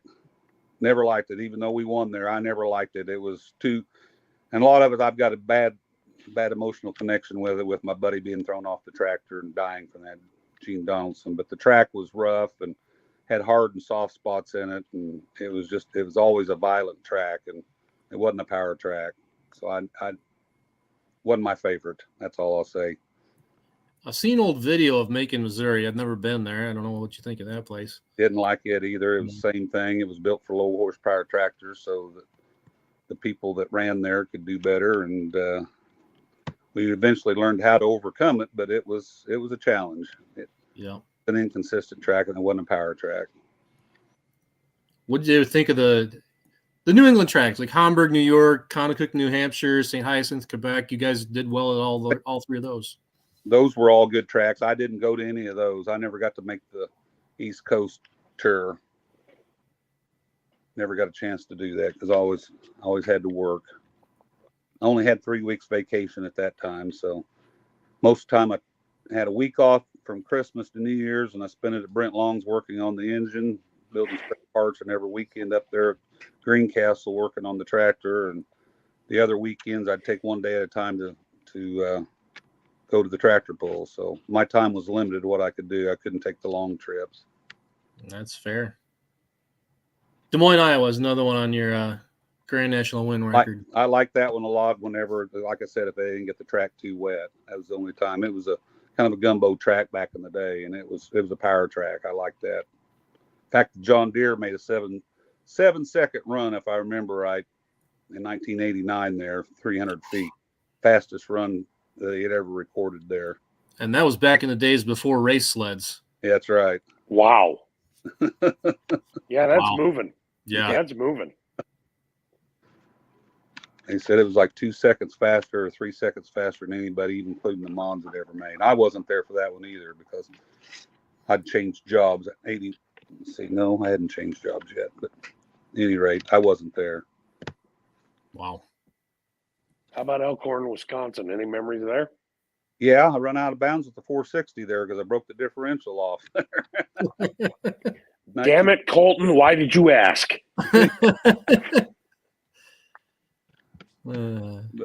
Yeah, that's didn't do any good there. After we come back, it was kind of defending the win at Davenport and about run a stake through the brand new set of tires that Dad had bought to put on there. I knew that wasn't going to end well if that happened. He'd actually gone with me because he's impressed that we'd won Davenport. So we were both disappointed. Most of the wins you guys had seem to be NTPA. Were you loyal to that series, or did you guys dabble with what US Hot Rod was doing at all? They didn't have any super stock pulling at that time. That was all Gotcha. modifieds and 2-wheel drives and 4-wheel drive pickups. They didn't Okay. have any super stocks. They had some maybe in the winter time in Florida, perhaps, but nothing during the summer. Yep. And we always rebuilt during the winter, so we couldn't go winter pulling anyway. There he is. He's watching. Who's that? Ah, there he is. There he is. It's Andy. You're Louisville what? track, first set of double cuts. Did you like it? Well, we did the first year, but I didn't like it the second year because we went to run it out into the sand the hardest of anybody there the first go around and come back for the pull off, and the track was gone. There was nothing left to hook up, and it's like they had hooked us on the bottom hitch there. I mean, it was embarrassing. That was so we won it in 92, I guess, won it and come back in 93, and then we got third there, but it just didn't hook up at all. Nothing but dry pebbles. That's when they got rid of, I think after that, they got rid of anybody running single cuts there. And probably several years later, I think that's probably 96 or 7, they did that because it tore up the 2004. track. What was that? 04. 04 was the last year you could do it. Oh, was it that late? Okay. Yeah. See, I was gone, so I kind of forget. I don't have the memory that old Andy has there. So. Is he whispering? He's got a mind like a steel trap, doesn't he? The only reason I knew that one is I had done a YouTube video specifically about that. I don't know, it's probably 4 or 5 years ago. So that's the only reason I knew that one. Because Okay. I'd found a video from 04 of Louisville, and Blake Gray's Red Horse was on single cuts. And I'm like, there's a story here because that looks absolutely bizarre to me now. I mean, I remember it in period, of course, but like it just looks so strange to see an MX tractor on single cuts just because you don't see it anymore. Right. Yeah, and And that's at the time that thing was brand new. They were the first ones on the Puller 2000, so I got so used to seeing that tractor with those. yeah. We was the first first super stock tractor period to have those on there. They have the double cuts on. We did that and come out with it in 90, so we did it in 91. We just didn't realize how much trouble we'd had, and Bill Leschner was the one that helped me with that as much as anybody did. I've been his ear for hours that winter, asking him questions and stuff and gear ratios and how fast he was turning the tires. And I started to realize that we would turn the tires about as hard as a 3-engine mod. So we needed to have tires more like that. So that's when that tractor really started coming around. We put the double cuts on there because it did have such tire speed that it would just load the front of the sled, just covered. Well, I got a picture from Des Moines, actually, from the Iowa State Fair in 90, and the buckboard is completely full, and the dirt is rolling over the top of it with the white up to it. completely over top. It took them 20 minutes with a shovel to get the dirt out from under, off of the sled. It actually took time out from the pull. when you make the sled operator shovel his stuff off. I'd kind of forgotten that one, but yeah, I remember that, and I had a picture of it that I've got in my file somewhere that I'd stored back.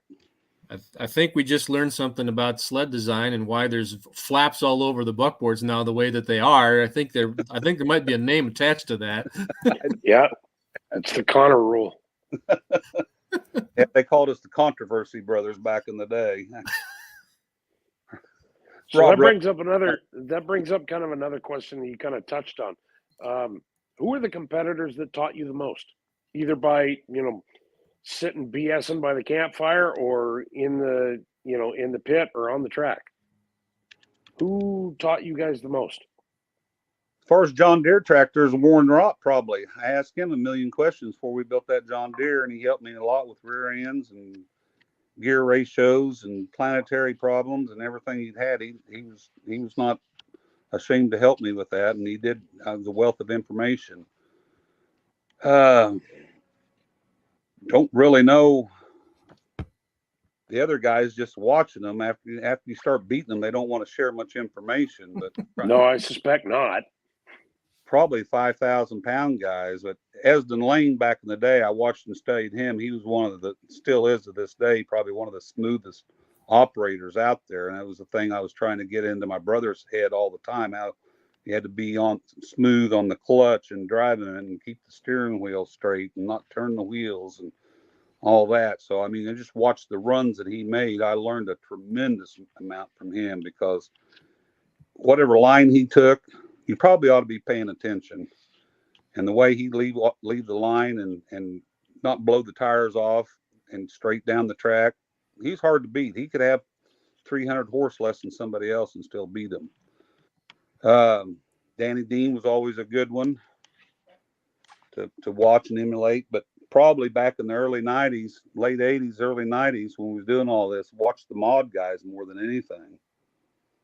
Especially after I figured out how much tire speed we had. Because watched Tim Engler. Tim Engler taught us a lot, and that's why his name was on the back of the tractor.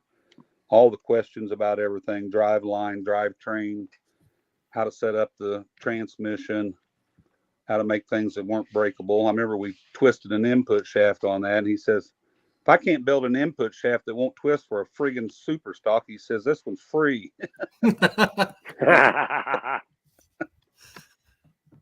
So he made another one, didn't charge me for it. I'll never forget that. But he taught me a lot, and he spent a lot of time teaching me. I really respected that because at that time, Doug Drussel was out of the picture and hadn't kept up with everything, and I'd kind of lost track of him. But Tim was there, and he was a wealth of information on chassis and balancing it and everything else. We hung that tractor upside down with a W20 payloader and drew lines on it to do our center lines of gravity with it when we first built it, and everything was built off of that.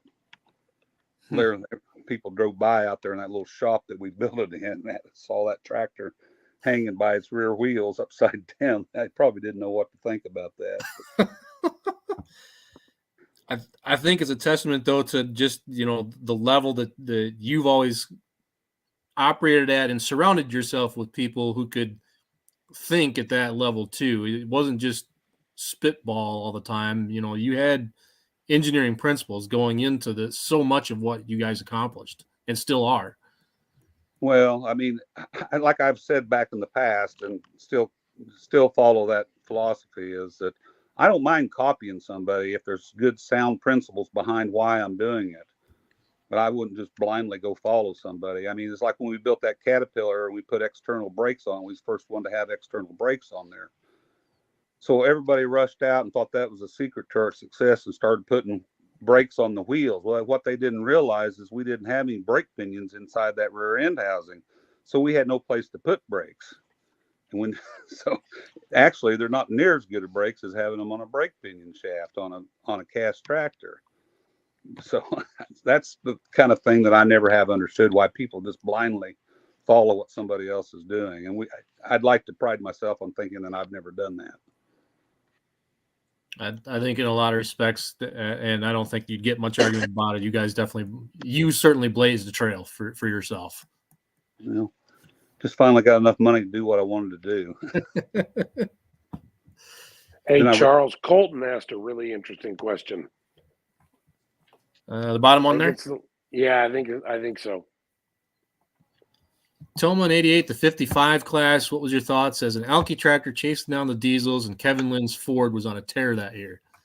We ran against Kevin Lynn. That's one person I almost mentioned as far as learning a lot from, because he's another puller that ranks right up there with Esden Lane, because he was a tremendous driver and puller, and I think that still stands true today, because that guy he's very, very good.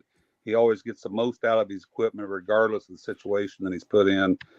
And he had good equipment and is a tremendous driver, and he was very, very difficult to beat back then. And we had the Massey at that time, and we couldn't beat him. If everything was heads up, we couldn't beat him. And I knew that. I knew we had to build something better. But yeah, he was impressive. And he worked with Staub back then. Bless his heart, he's no longer with us now. But Staub and him were a formidable team. Brent, have you heard any updates on the rebirth of Notorious? It's in the process. Seriously. Yep. Yeah. Kevin bought it back, and he's planning to have 3 tractors out this year. I heard Three there's of a chassis in Mondovi. Because he also That's he did buy Mark Pyzik's tractor as well. So I'd heard that. That's another guy that doesn't get enough credit, is the builder from Dave Fund from Mondovi. That guy is a tremendous fabricator and innovator. I got a lot of mad respect for his builds, because he built some really nice stuff. Yep. Hard to argue with that. Mondovi Mafia. Yep. And all those guys are tough up there. But when you get 20 inches of snow every 2 weeks, you haven't got anything else to do except drink beer and build pulling tractors, I don't think.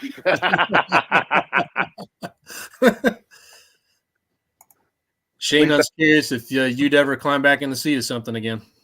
I think that ship sailed. I drove the John Deere out in Nebraska when it was having trouble with the chassis, trying to figure out what was wrong with it. And it didn't bring any feelings back that I really need. I'd rather watch them so I can study and figure out what's going on with them. I wanted to drive it to see why it was wanting to one wheel, and I figured that out, and that quenched my thirst for driving. I remember Where when you was guys that? were having that fight. What's that? I remember Where when you was guys that were that having you that drove it? fight with it. It was at the Lincoln, Nebraska, at their indoor pool. It was at the Cornhusker. Okay, that's what I thought. Oh yeah. And my glasses fogged up. I had to take my glasses off, and that's before I had my cataracts fixed, so I couldn't see anything. That was frustrating. So I'm too big, fat, and hot, so I don't like getting hot anymore either. So having to put all that. Preach. I know how this works. So you can say literally for that run you had to drive by the seat of your pants. I did, absolutely. Yeah. I was trying to figure out what was happening with the chassis, and it was coming over and hitting stops and unloading the chassis, and then I was pissed, so about broke the brake pedals off of it then, and still run out of bounds. What year was that? I'm trying to figure if I have pictures of that. Oh God. I won't post them if I do, but It was 17 must have been. I have pictures of that. I remember that. That was a reaching for the Advil kind of pass. I remember you getting bounced around a fair bit. Yeah, that didn't hurt. My pride was hurt worse than anything, but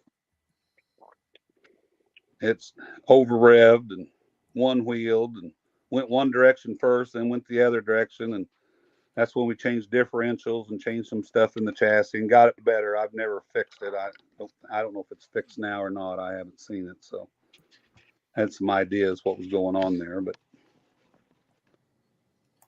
tires weren't that good, and it was too heavy on the ass, and there's just a lot of issues. it wasn't a clean sheet build, and it should have been. Lessons learned. Yeah, that's exactly right. You ever party in the BG campgrounds? Oh yeah, you have to ask Rich Lustig if I ever took him over to the campgrounds to get him revved up before he went to hook. Give him some. Oh Lord.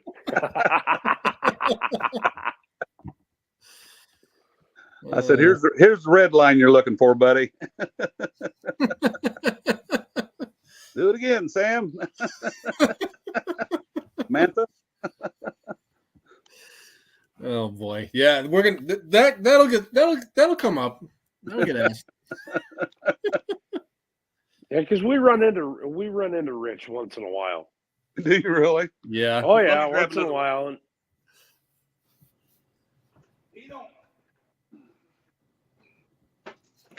I don't think he gets out that much anymore, does he? no, so we kind of No. appreciate the opportunities that we get to BS with him. Yeah. He can be a lot of fun. I'm gonna have to. I think he stays kind of close to home, so Ashland, Ohio, might get circled on my calendar for September. Bingo. They're about the only ones that could have taken that tractor and done with it what they did with it. And there are very few people that could have done what they did with it. So I have to give them kudos in that respect. Being a one-off design like it was, and being able to continually improve it like they did. Yeah, I don't imagine there was. Well, there was no book. I mean, you wrote it for what it was. They did a good job. The only thing that slowed them down now is the strength's not there in that motor. They made it last a lot longer than I thought it would. Motor just doesn't have the inherent strength of like a 903 Cummins or even a 6-cylinder for that matter. Yeah. Something I'm curious about, because you are doing some manufacturing. What, with all the COVID garbage, what's been your experience with availability of raw material and the quality of it once you get it? I can't speak to the quality because all of the raw material we get certified material, but it's doubled in price. Yeah. And last time I bought any, I wanted 5 bars, and I called 3 places. One place wanted, where I normally got it, they wanted 3 times the normal price for it. Oof. I finally found it at another place, and they was only going to let me have 2 bars. And I think 5 bars is a mill run. I wanted a mill run, but they wouldn't let me have it. They had 5, but they had to keep 1. But where I did get it, it was double the price of what we'd bought in the past.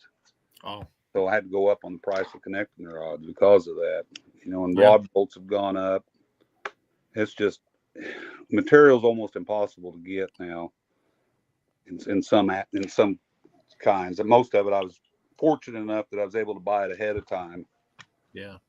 So, but quality, I can't speak to that for the most part, except completed parts the quality's not as good as it used to be.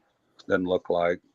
Right. And everybody's going out of business. You look at Hillborn, they've been bought up by Holley, and I bought a bunch of their stuff whenever they moved down to Kentucky, the Bowling Green. But they're not producing anything right now, so we've had to start building our own sensors and stuff like that. We build those now, and drives and many other things we have to build ourselves. And then you've got Enderley. They went through a management shakeup and Yeah. producing anything like they used to. And it's almost impossible to get their parts. So whenever I find stuff, I've been stocking up on fuel injection parts where I can. But the availability is just not there. Yeah. You get companies like Holley or race winning brands or whatever that they're buying up all these other places. I think we're not necessarily there yet. And you've said you maybe don't want to even go necessarily entertain going down that road, but I think that door's going to open for people to step into a void now and start producing some of this stuff you used to be able to get from a Hillborn or an Enderley and potentially have a very good business. I But think they'll be faced with the same raw material problems that you just talked about. it's starting to loosen up a little bit on raw material, seems like, but it's not great yet by any stretch of the imagination. So I don't know what the future portends, but I really don't know. Hopefully it'll get better.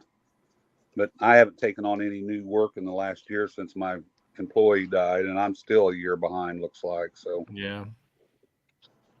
I've just got to get some stuff finished up, and it's been a struggle for sure. Yep. Trying to get push rods and just gaskets and bearings. And bearings has been a real problem getting bearings. Have to go buy 4 times as many and have them on order for 4 times as long. Right. What you would normally have them. So crankshafts, well, I was lucky that I'd ordered 6 of them in when I did that for cranks to get counterweighted, and we're about to run through those, and I hate to even ask where we are on those now, but Well, we're well past the hour I wanted to hold ourselves to with you, and I appreciate you persevering with getting the tech figured out so you could join us. yeah, I don't know what happened to my internet for sure. That hadn't happened for a long time. Well, leave it to us to be the crash test dummies for something like that. Well, I appreciate your patience for sure. You're Hey, worth Brian. it. I know we got one Brian. more for you though. Okay. Yeah, I got one more question for you. All right. If you were to take anything, no holds barred, and go pulling with it for a weekend, what would you take? Where would you pull with it, and why? Any vehicle, any class, I don't care. Past, present, whatever. I build it. Big block John Deere. Oh, for crying out loud. You're the first one to say that. I got to give him credit for that. He's the first one to say that. First person to say Seriously? that. Yeah, you're the first person to say I would build it. I know what I'd build. Be a superstar. All right, well, let's hear it.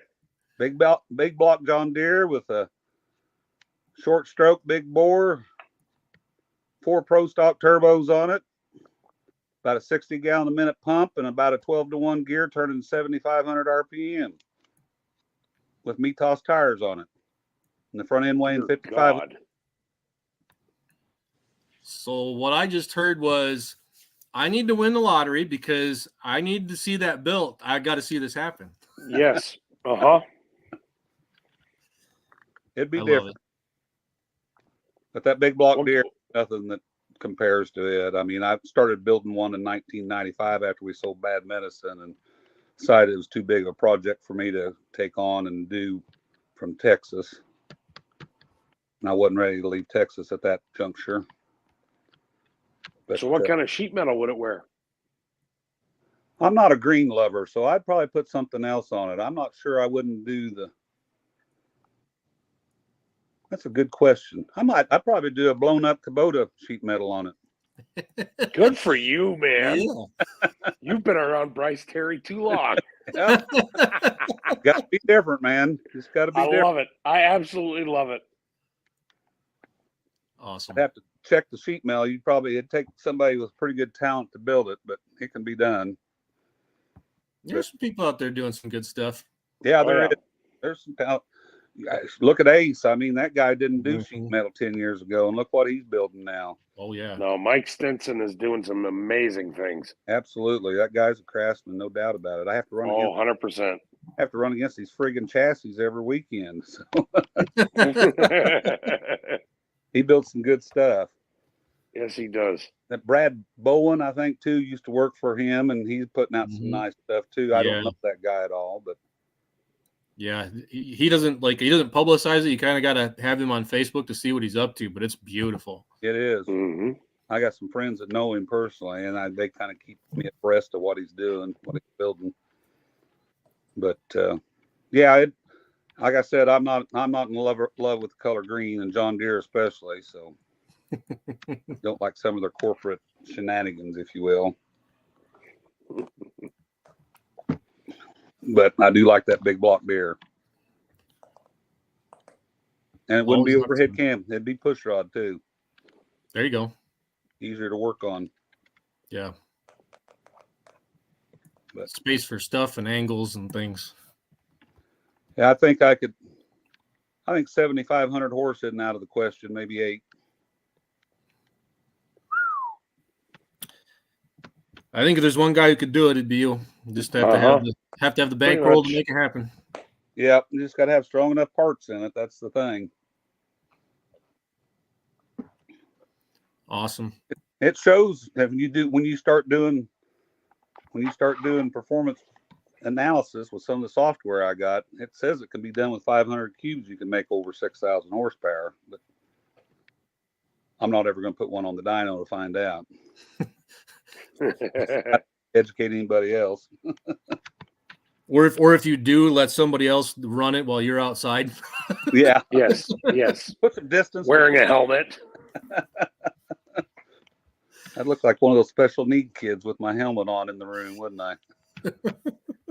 You'll look just like all the rest of us. Don't worry about it. Yeah. Oh my, you guys are a hoot. What the hell was old Schultz, and why would he even want to call in if he's over there with his wife? That's what I didn't quite get. It's a big to do, I guess, that is going to happen there at Farm Show. He's tight-lipped about it. He won't say what it is. No, he hasn't told any of us. I missed out on that. What was he saying anyway?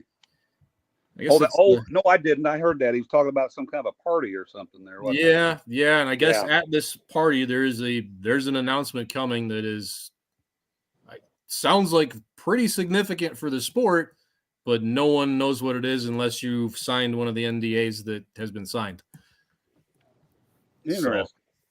So, none of us know what it is. We're not cool enough to hang out in rooms like that. Well, I'm privileged enough to get to sign the deal, disclosure. So Yeah. Because they know we got big mouths. Not that, I mean, Right. Jason, of course. So, I mean, how the hell did he? But exactly. Yeah, how they actually let him in the room when they talked about it? No freaking idea. There had to be something signed in blood, I would say. Yeah. What's the status of PPL? That's public anyway, that you guys can talk about. All I know is a little I've heard. it's alive. They've got a calendar. They've stated that they're going to back all the member states that they had in the past. Yep. Just not going to have Lucas Oil's name on the masthead anymore, and we're still waiting to see who the real new owner is. But business as usual as far as they're concerned. That's all that we're hearing. That's kind of what I've heard too. I was concerned about it because that'd be I'm not going to say it'd been a death knell for tractor pulling, but it sure wouldn't have done it any good. No, yeah, I agree. Because PPL and Forrest Lucas they've raised the standards by quite a little bit, and I told Forrest that himself last time I talked to him, and that's been a few years back. But NTPA is basically paying what they paid in 1976, so that's the whole problem I see there, and it don't seem to be any chance of it getting any better. And maybe with adding all these classes, maybe it's not possible to. I don't know. I was talking with some of the pullers from back in the day, and they used to be able to buy a brand new 1066, go to Lagod, get it fixed up, and pay for it in 1 year. Yeah. That just blows my mind.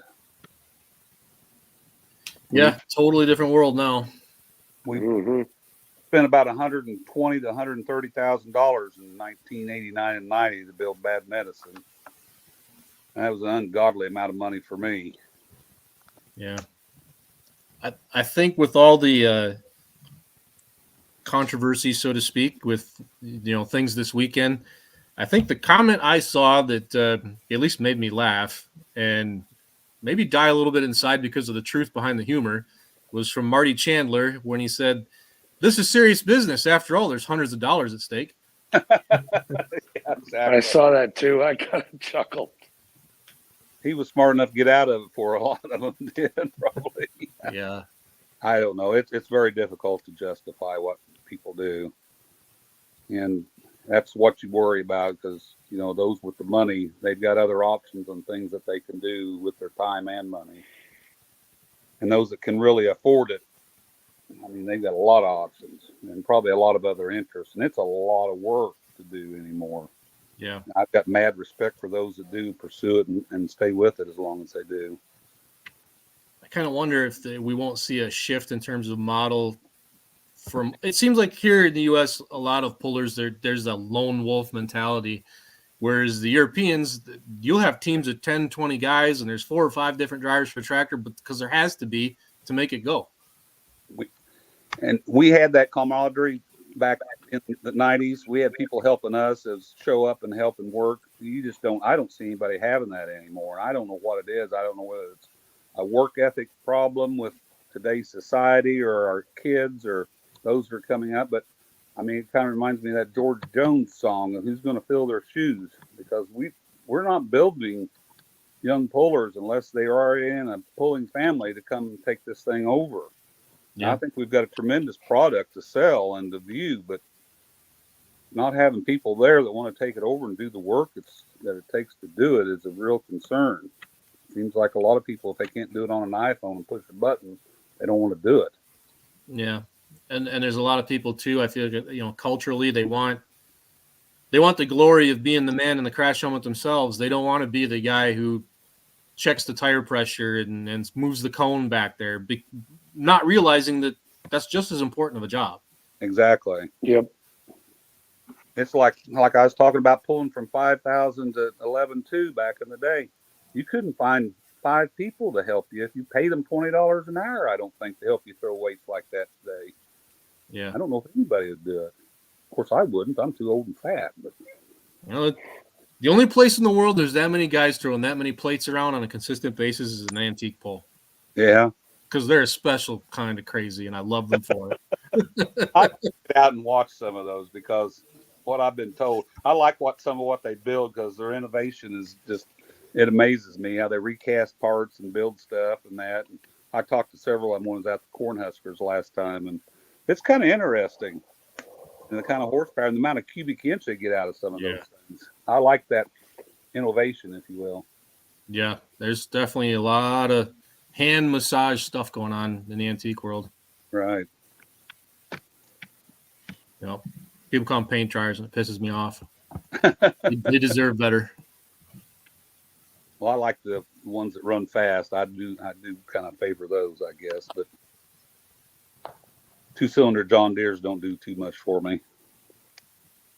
Yeah, but you got to respect it when they're pushing 1,100 cubic inches. That's a special kind of crazy. Yeah. Yes, it is. Especially, And when they crack those, when they whack the throttle on those when they're coming up to the line, and you're not prepared for it, holy crap! Yeah. It scares the crap out of you. they have to put braces on the outside to keep from pushing them apart. Yeah. Oh. I drove one back in September that was 800 cubes, and I thought the world was ending beneath my feet.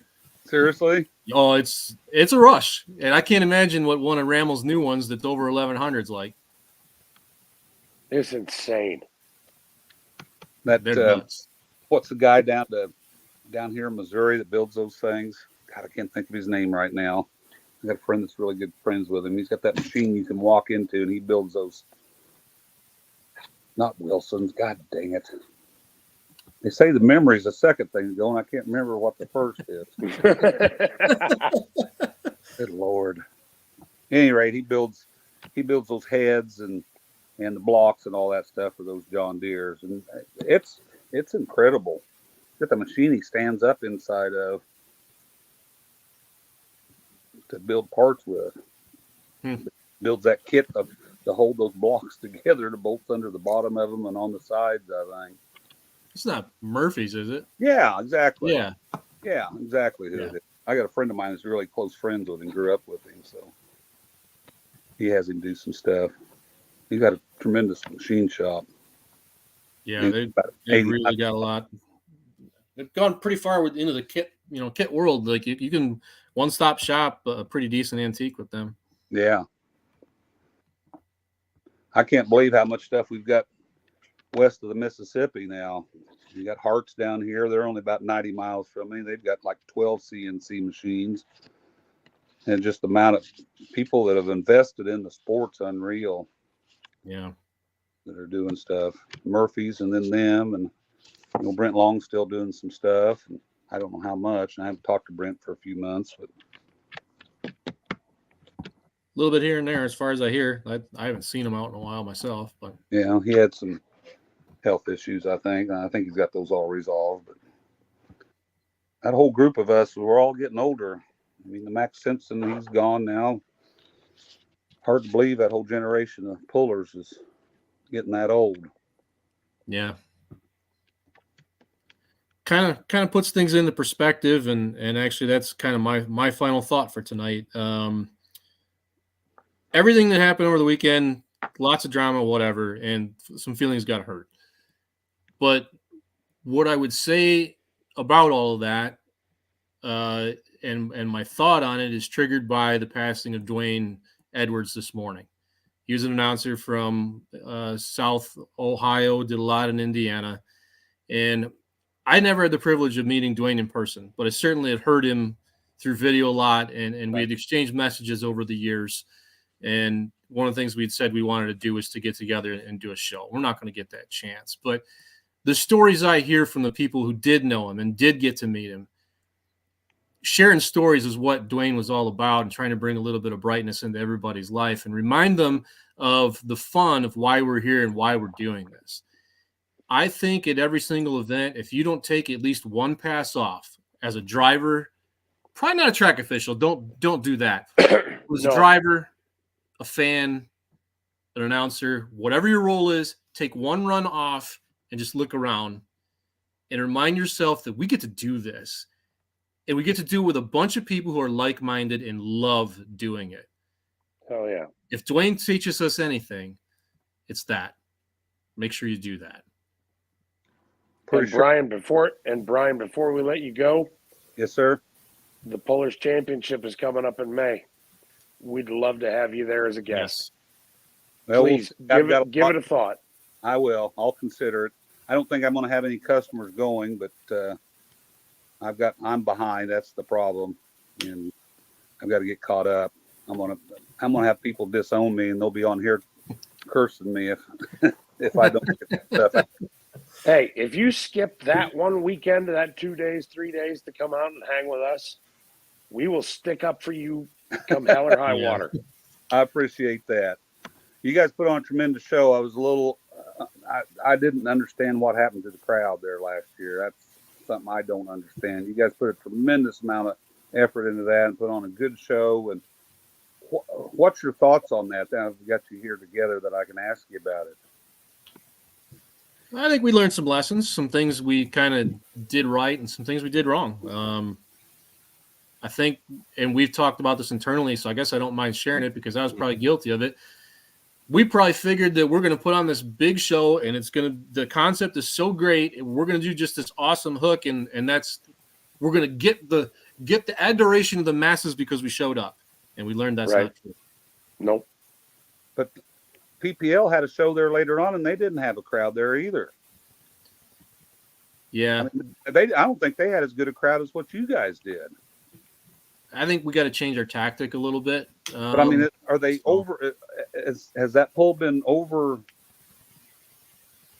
What I want to say in the scientific deal, I would be talking about beta down regulation because you've got too much stimulation there, and they've seen too much tractor pull in that area, so they won't come out to a big event like that. But I don't think so. When we were feet on the ground finally for that weekend and going through town, going to various places, if we needed something, run to the hardware store, run to the grocery store, whatever, a tremendous amount of people just didn't know. Yeah. Yeah. So Legit, our three of us ran to the I guess, liquor. just didn't work. Yeah, 3 of us ran to a liquor store on the south side of town. They had no idea that it was happening.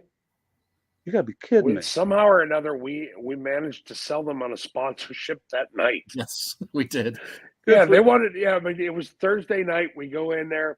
Well, it might have had to do with how much we hauled out of there between the 3 of us. You just got some of your money. Shut up! Don't ruin the story. Make us better salesmen.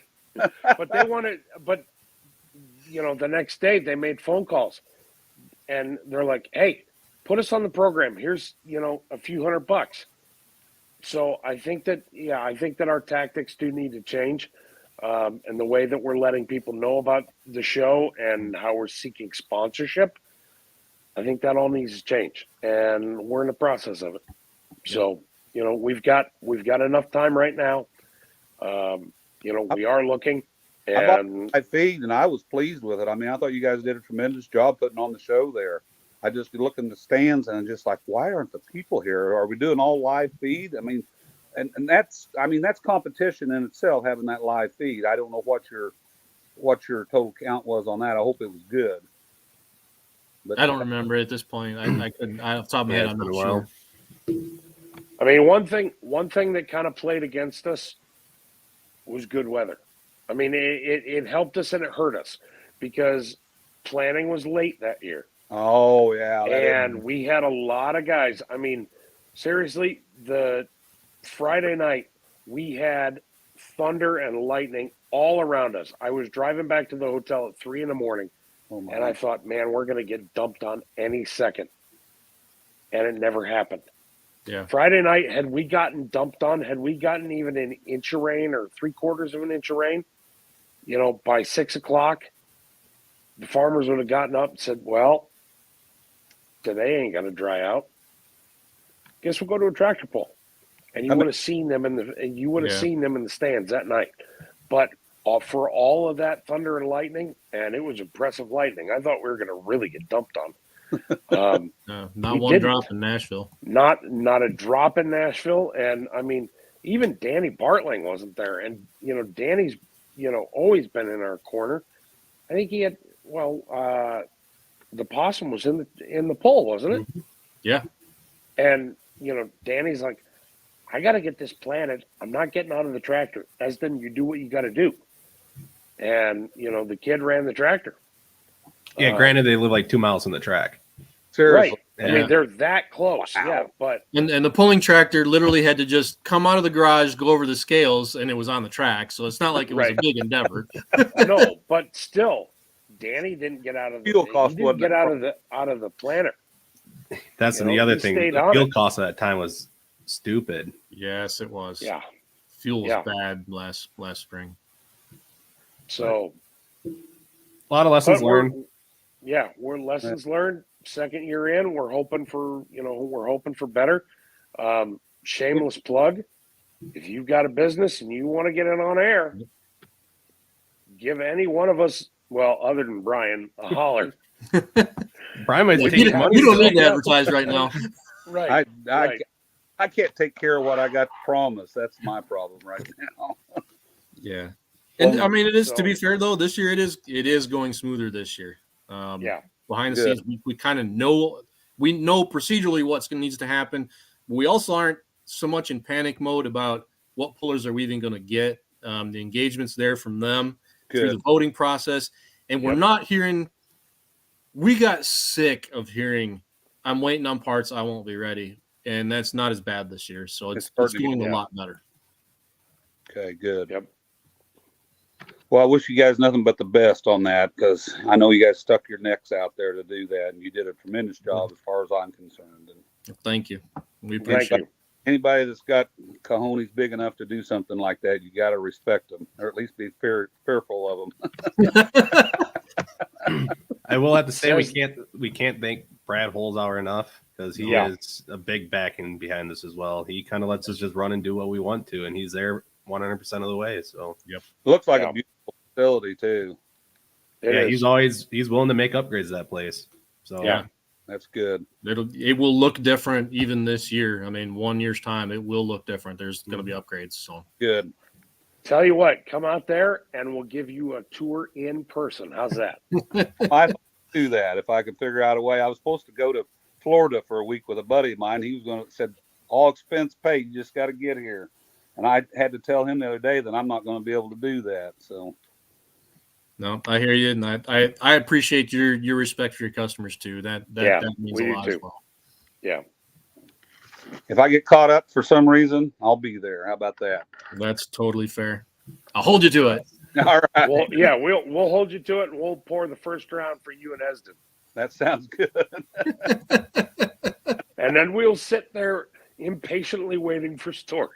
Oh yeah, He can tell some stories now. it won't take long Some- for that to start. Something tells me that the two of you together could tell some amazing stories. I got a lot of respect for the guy. He's been around a long time, and he's been through hell with his health and everything else. So Yeah. I'm just glad he's still enduring. Mm-hmm. Yep. As are we. Yep. Well, appreciate what you guys do. Appreciate having me on. You guys have a great evening. Thank you, sir. I appreciate you taking the time. Not a problem. Thanks, Brian. Take Really care. appreciate it. Thank you. Thank you. See ya. Bye. Yeah, that was pretty cool. That it was. I just sat back Folks, and that was just Brian listened. freaking Connor. Yeah, I think somebody up in the Right. comments, the professor. Yeah. Be quiet. The professor's talking. Speak on That's it. one of those things is I wish I was alive to watch them run. I knew about it just because Well, of the you- magazines at the time, but yeah, I was just a little too young to go for bad medicine. Mm-hmm. Well, now wait a second. How old are you? They sold Bad Medicine the same year I was born. See, Oh, damn. Yeah. Jeez, I forgot. All right, fair enough. Fair enough, youngin. yeah, I was in middle school when that thing came out. But I'm going to give an update here on the Polaris Championship. So, Please that's do. good. I've been kind of wondering. so we've obviously kicked off the second round of fan voting tonight. I got to So get that mine will in go for until tonight yet. February Yes, so do I. 5th at 11:59 p.m. You can vote once per day. Please only vote once per day. Don't vote 700 times. Thank you. And if you're watching, you know who you are, so just don't do it. Anyways, we At our are next currently meeting, I at really want you to name names. I couldn't even tell you who it is because I have 400 or 700 names I have to decipher from. So, Ah, damn it. but I mean, kudos to them for going through that much trouble. Right, that's a that lot of many work. times. That's a lot of work. But yeah, so the most votes that we had in the first 4 hours so last year, in round 1 and round 2 and round 1 of this year, the most votes that we had in the first 4 hours from 8 p.m. until midnight on the Monday that we released it was just over 1,500 votes, and we currently are at 1,831. So we are Nice. these numbers are significantly higher than what we had last year in round 2, and we are over 800 votes more than what we had in round 1 this year. So you guys are doing awesome. I think what's different this year too is we have a lot more teams excited about it. Yeah. Just scrolling through Facebook, Mhm. there's so many teams and pullers that have been sharing it. So, thank you to those guys that want to participate at our event. It makes us, want to keep doing something like this. It's a lot of work, and it's going to happen again. So 2023, May 19th and 20th, Nashville, Illinois, track of holes hours. So all the information is on the website, thepolarischampionship.com. You can also find it on the Facebook page. There's still a few more invites from all the initial invites that we invited from points champions and points finishers have been posted on the Facebook page. Just going through the last promoters choices. Most of them are the 85 limited pros. Otherwise, website's all up to date, other than I still need to do the rest of the 85 limited pros on there. That should be done this week. But yeah, then we'll be releasing the invites on who gets invited from round 2, who got voted in. Monday, the 13th. Let's go 13th. polling right here, 8 p.m. That's the Monday before farm show. So we will be, I don't know if we're going to have anybody on from the farm show, but I'm sure we'll be talking about it. But we will. We will to be continued. Yeah. So I know we've been working on trying to get somebody on. So Hey, Um, Brent, can you see that comment down below? Yeah, I'm wondering if this is the Apple problem.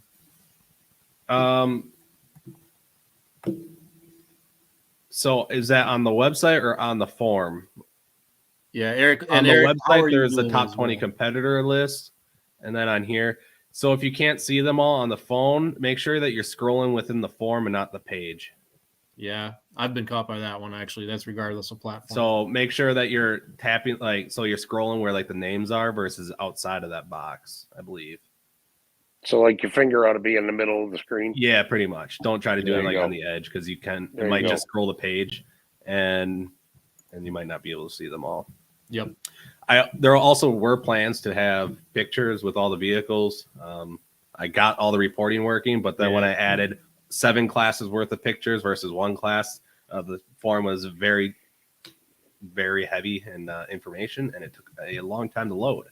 So for me, it wasn't terrible, but if you had slower internet or slower data speeds where you're at, you were not going to load it. So scratch that idea. You can go to the tab that says top 20 on the website, and that will show you all the competitors that are in each class and that you can vote on, so you can see the vehicles and the name of the drivers. So if you don't know who they are just based on reading the vehicle name and the driver name, you can, maybe a picture will be able to put a name to a face type of thing. Yep. So again, you can vote once a day. I'll probably do, I don't know, I might do some of those updates just to kind of show you where the numbers are at as it goes. But By the way, if he doesn't give you names of the leaders, that's by design. He's not going to. Don't Exactly. ask, And- why can't we see the name of who's leading? and another That's thing, by design. if you're wondering why people aren't on the top 20, one example was Ken Benny. Ken Benny, we reached out to him. He said no. He took a few days to think it over, but in the end, he decided that it just wasn't going to fall in his card, or the cards weren't going to lay right, and he just didn't think that he'd be able to make it, or whatever the reason was. But he did think about it. Yeah. And that's how some of these pollers are farmers, and they don't want to risk not being able to go because they're still going to be in the field. Some people are just completely redoing their vehicles and they don't think it'll be ready, or just different things like that. Other obligations going on. So if they're not on the list, I mean, there's a good chance that, some of the bigger names, if you don't see them, we probably did reach out to them. Yep. But not everyone can make it, and we understand that. There's still a hell of a good lineup in each class. So I'm excited for all of them. Yeah. Every class will be a murderer's row. It'll be tough. Mm-hmm. So And the what fact, that like, means Super is, Farms and what Limited that Pros. means is there's no scam here. Yeah. Somebody made the comment, well, if he's not in there, it's a scam. No, it's not. They turned it down for whatever reason they turned it down for. I have a That's list not of us. every single competitor we reached out to that turned it down. If you don't believe me, it's on that list. I guarantee it. Because believe me, if we called them, we wanted them to be there. Yep. Yes. 110%. You guys, Yeah. sometimes you guys forget. These are our heroes too. Yeah. You think we didn't want Ken Venny there? You kidding? Yeah. Yeah. Or the Mastersons? Well, if you don't believe me, Marty Wilson was the middleman for us. Kudos to Marty. He's an awesome person. Reached out to him, and he spent some time with him this weekend and explained to him the details of the event and what we were trying to do. So, thank you, Marty, for being that point of contact for us. Is this the Apple mobile thing that we talked about? We kind of had struggles with a little bit. What browser? I did it. I have an Apple, and I use Google Chrome for my browser, and I was able to see it just fine. Let me test it here quick.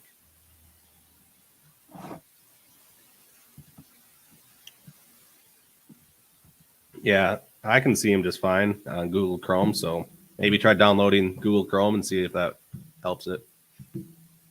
Does that change if you test it on Safari? Gonna make me do that, aren't you? Well, I would do it, but it would take me offline. Let's see.